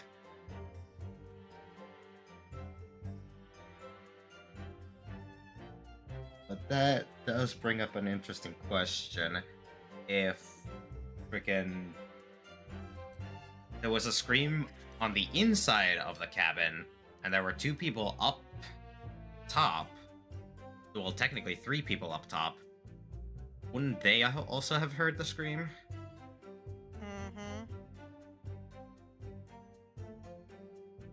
Which begs the question, what the hell is going on? You set this young girl next to her corpse, sir. Well, as I'm sure I mentioned, a gentleman in my position can all too often find himself in mortal danger. So, I needed to find out just who this urchin was, you see. And while I was in the middle of talking with her, I heard another scream, a fella's voice this time. Presumably that scream was Mr. First, who was sitting on the roof deck seats. Right you are again, I would say, sir. Bless you. Sorry. Looking down through the skylight, you must have seen this young girl and the gentleman with the knife in his belly. In other words, the previous witnesses did not, in fact, see you at all, Mr. Begilded. But what they believed to be yourself and the victim was in fact this girl and the late Mr. Mason. Aye, my lord. I was, as I think everyone understands now, sat at the back of the carriage out of sight.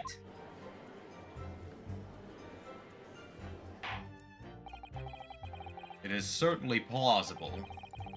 The defendant is somewhat diminutive in stature, and readily confused, perhaps, with this young girl. After that, of course, with the scream from the gentleman over us, the driver realized something was wrong and pulled up the horses. Which...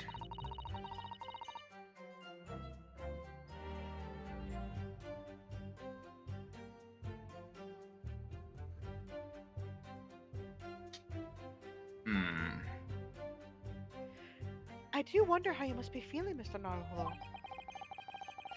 Being the defendant's lawyer and yet finding myself as stunned as everyone else at his testimony.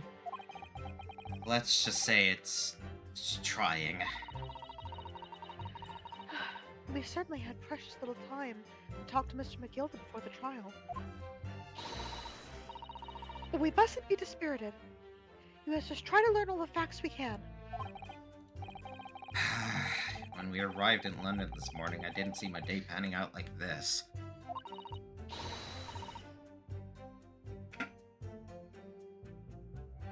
Mr. Naruto, no grumbling even in your head. Are you a fucking mind reader? How did you know? Yeah, I suppose I have to... Oh, you... What? Moose just quoted Danganronpa 1. Because I just went, are you a fucking mind reader? He just looks at me, dead in the eyes, and just goes, no, she just has good intuition. I'm so mad. I'm so mad. I'm so mad. Oh, boy. Hold it! Let's see here. I love him, but I'm so mad. I'm afraid I And don't he's understand. just laughing about it over here. I'm sure you told the court there was no one else in the carriage except yourself and the victim. So I did, sir, so I did. As far as I could see, that is. What do you mean by that? Well now, 'tis a queer thing. Wee scream I heard as I woke up. It came from, if you'll excuse the vulgar expression, from me backside. Under me backside. From under him. So she was inside. She was already in the seat when the scream happened. So it would seem. Interesting. So the scream was muffled. That explains why they didn't hear it. Yeah. Good gracious. Under your backside? When I lifted the seat on which I'd been sitting, I found there was a wee cubbyhole there for storage.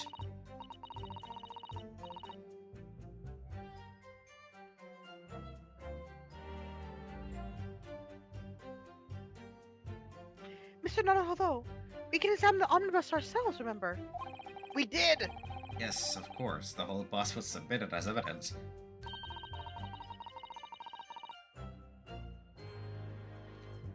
This would be a very good time to have a thorough look around inside. We have done that already, yes. And that's when I found her. Thank you. I've heard enough. The events as explained are clear in my mind. However, at least one conundrum remains. Who is the girl?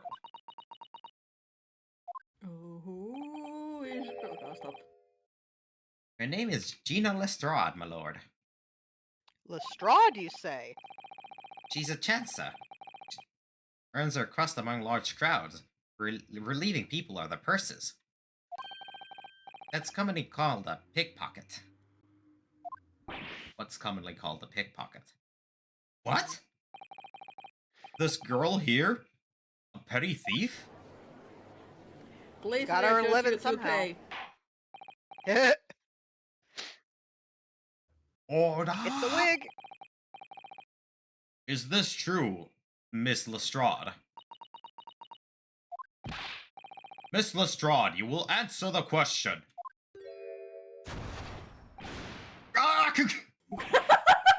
dare you? What is the meaning of this? Ugh! The girl! She's gone! Open your eyes! Open your. Oh, Oh, do you, go do ahead. you want me to? Okay. Go ahead. Go ahead. You're gonna do a better job with the accent than I will.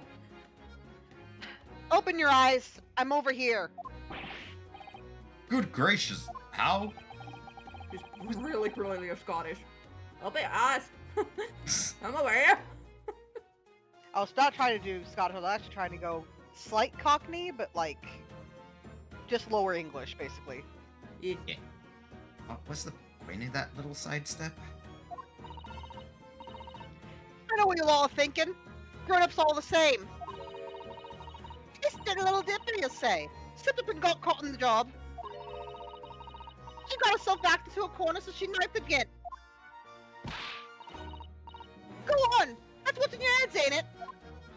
Idiot. No, not at all. This is a court of law. We're here to determine the truth, not cast. I like this girl.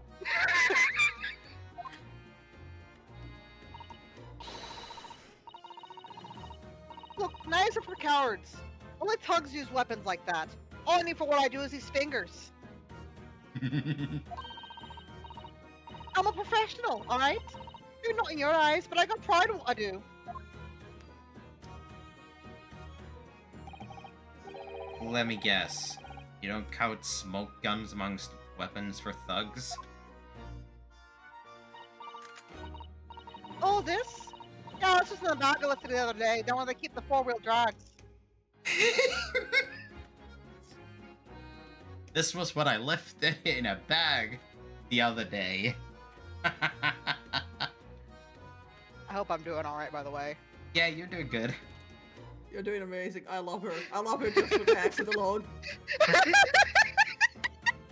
This one kind of gives a huge bonus. It's nice, isn't it? I like the pink vest. Don't wave that thing in my direction again. Oh, god Shoot damn him! it! Yeah, Shoot him, Cheeks! please! So, you admit that you were riding the omnibus on the night in question.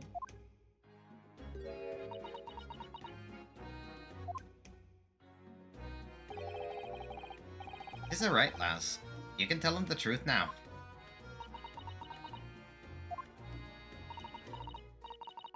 Alright, yeah. It's like the Irishman said.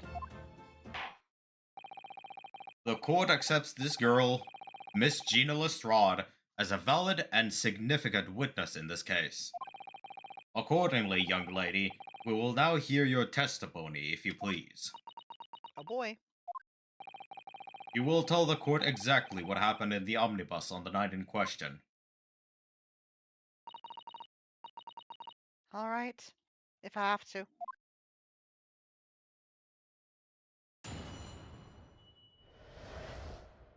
Testimony. Oh boy. So I snuck inside the carriage before they hooked up the horses, just like always. Oh, so she's a serial writer. But it was a right old waste of time. I got nothing to show for me troubles that night.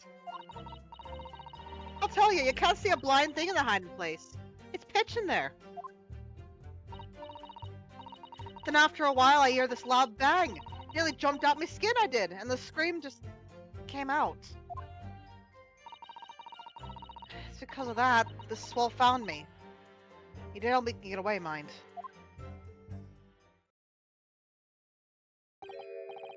Yes, he let you go. I fail to understand why you would let this street urchin go, Mr. McGilded. Oh, 'tis simplicity itself, milord. You see, she couldn't possibly have killed the other passenger. Knew that for a fact. Yeah, because he was sitting on the seat she was hiding in. How? As I'm sure I said before, sir.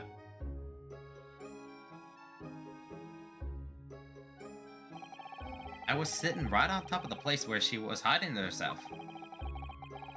I think a demonstration is called for. This is where I was sat at that night. And the cubbyhole of which you have spoken is underneath this seat, I presume. I knew this was gonna play a part. Hey, where's the items?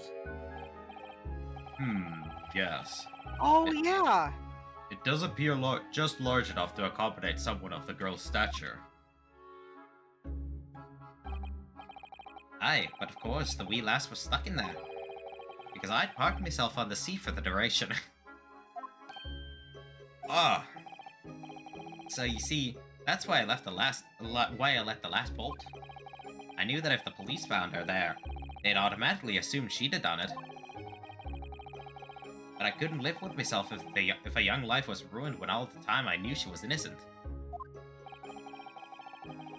Even though you must have realized your actions would result in your own innocence being called into question.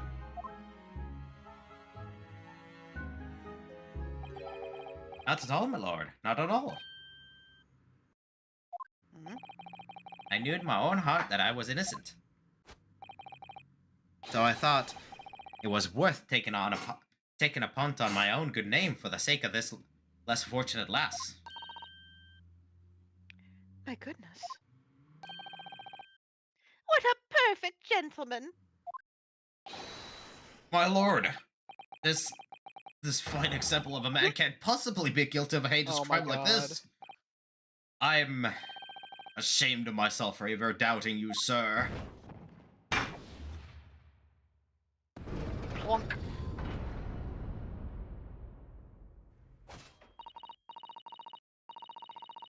With calm, calculated reasoning, one arrives clearly at the truth every time.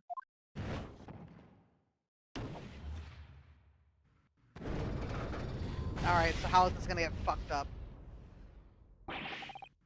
Saints alive! All 6 members of the jury consensually are leaning to a verdict of not guilty.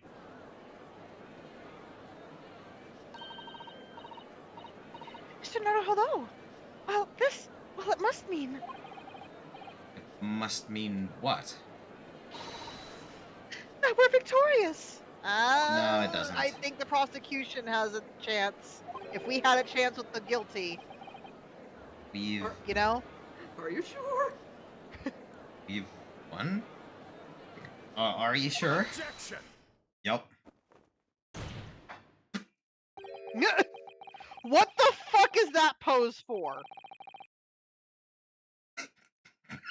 Oh my god.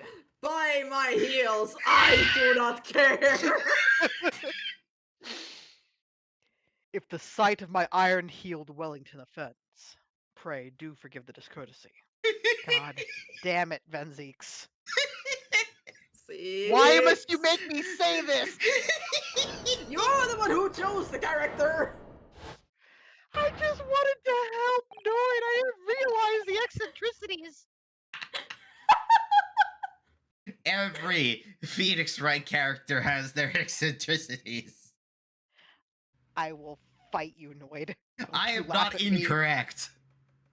Don't you fucking laugh at me for trying to make things easier for you. I appreciate you making things easier. I'm just laughing at the fact that you're bemoaning which character you decided to lift off my shoulders. Anyway, this really is a consummate example of the one monumental flaw in British judicial practices. Oh god. Where evidence and reasoning should be paramount, emotion rules the day. Emotion? The witness's last statement gives us a clear insight into his true nature. What do you mean, his true nature? Do you really think Scotland Yard would have made such a glaring omission? After the incident, the omnibus was comprehensively searched by officers of the police.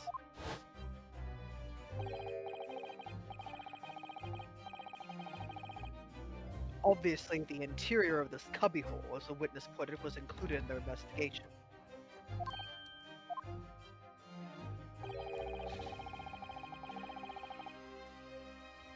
The compartment under the posterior seat was full of the coachman's belongings. The I see. I knew that was going to come into play. It's noted in black and white here in the police report.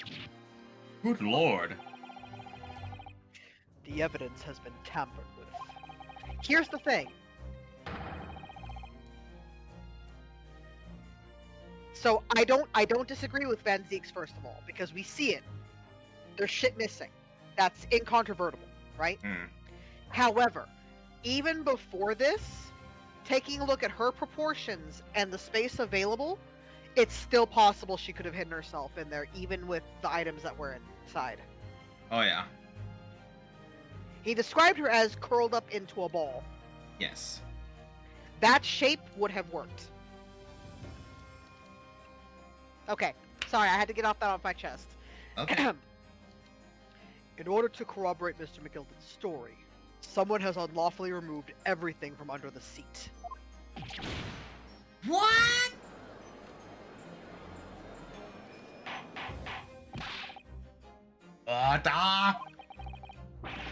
How could such a how could such a devious contrivance possibly have been effected, Counsel? How could such a devious contrivance possibly We have don't been know. effected? We were ushered out of the courtroom.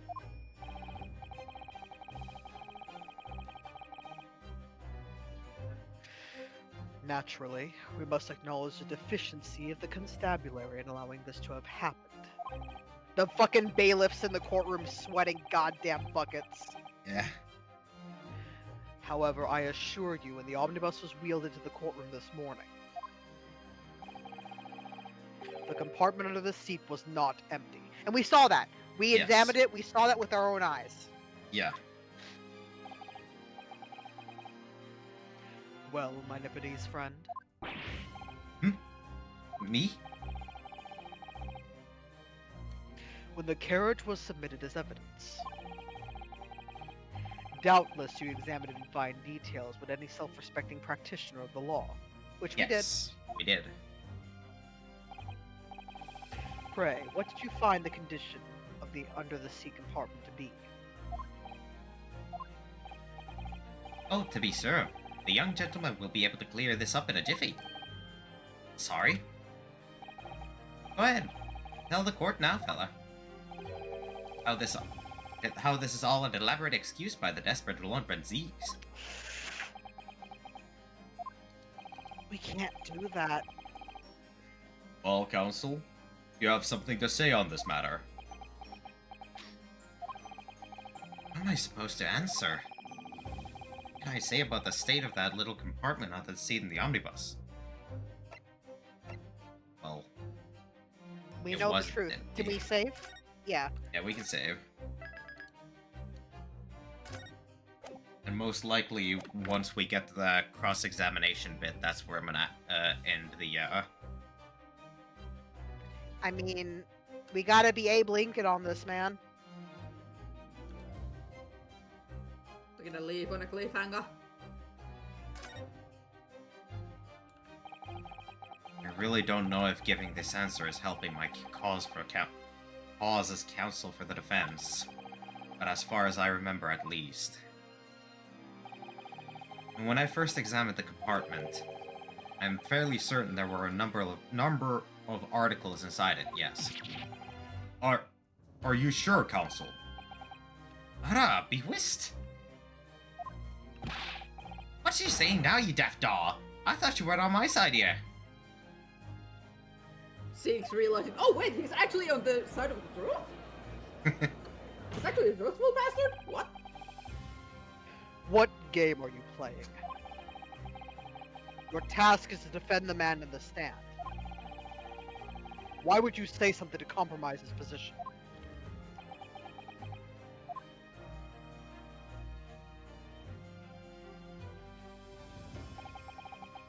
As the advocate for the defense in this trial, I confess I'm still not entirely sure where I stand, but it seems to me that I should state what facts I do know as clearly and honestly as possible. Interesting.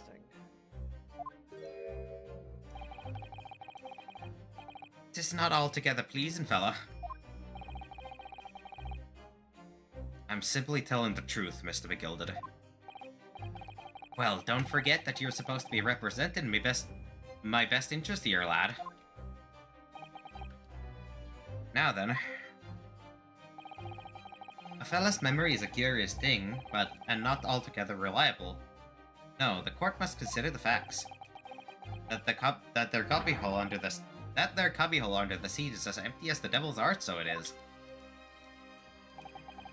Do you think perhaps it would be in your best interest now to admit you might have been mistaken? Why? Why do I feel like something's not right here? It has been tampered with. I should like the jury to weigh in on this matter, I think.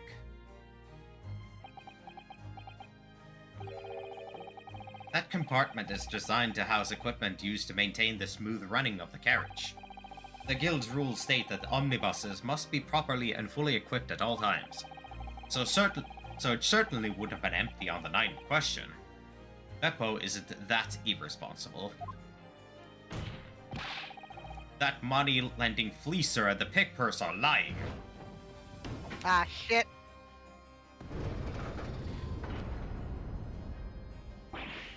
Ah! I can't believe I was nearly taken in. The stinking rich are always stinkers. Nothing but cowards, the lot of them. What? Oh no. It's a trick. Of course it's a trick.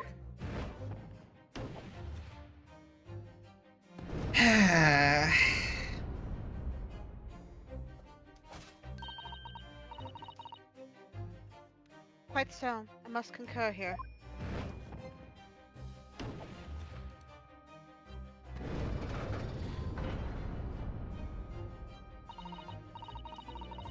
With calm, calculated reasoning, one arrives clearly at the truth every time.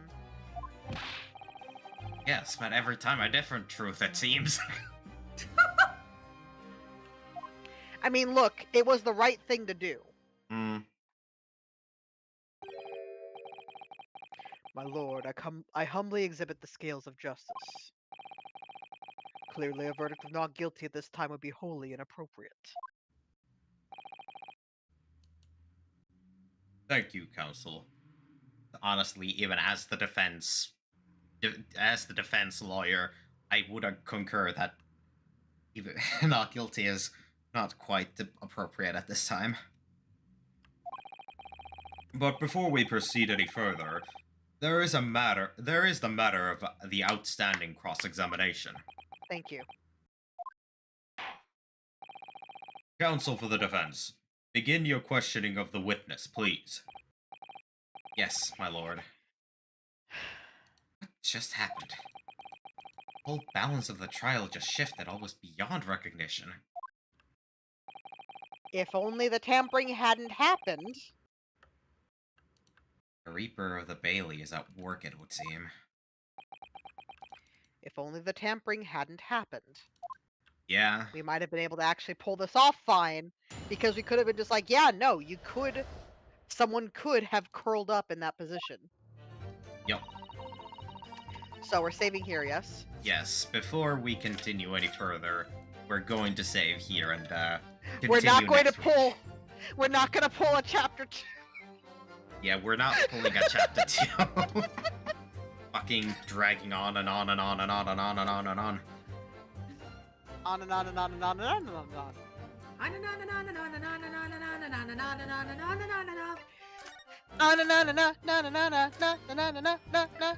and on. Okay. Sorry. All good. But yes, as we a lot has happened. Yeah, but seriously, everything was going fine. Why did they tamper with the fucking carriage? We even saw there was plenty of space.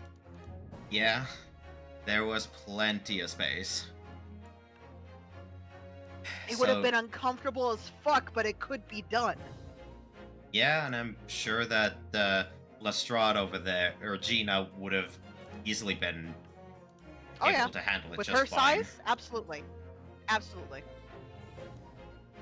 So we could have gotten through this much more smoothly, but now things have become muddled, and now we must find out what the hell. Yeah. Thanks for fucking up our job, you whoever is responsible. Yeah. All of us looking at a specific blue-haired man. Mm, Definitely had a hand in it. That's for certain. absolutely. He called out specifically, hey, I wouldn't be surprised if they're in the court. Why would you do that if you weren't aware? You know? Yeah. But yeah, that was quite the time, to say the least. Alright, so as for my as a quick streaming schedule, this There you next Wednesday I'm going to be playing some more Resident Evil 4 Original.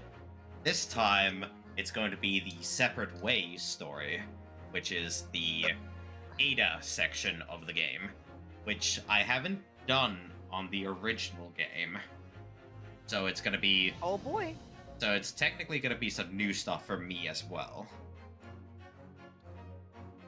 And while I have done the remake version of Separate Ways, the OG version and the remake are different games despite similar story.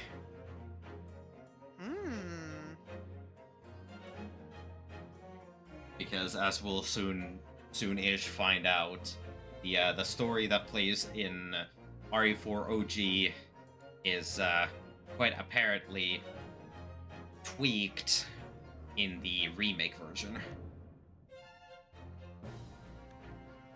Yeah.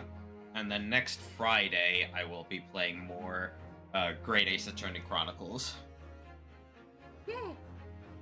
There's not going to be any there's not going to be any streams this Sunday because I'm already going to be doing something different then.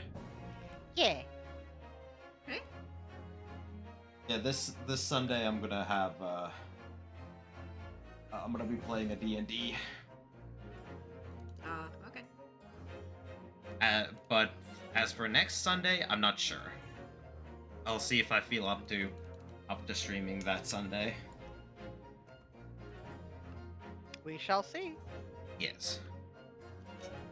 But without any further deliberations, elaborations, or debilitations, we're going to be ending our stream for today.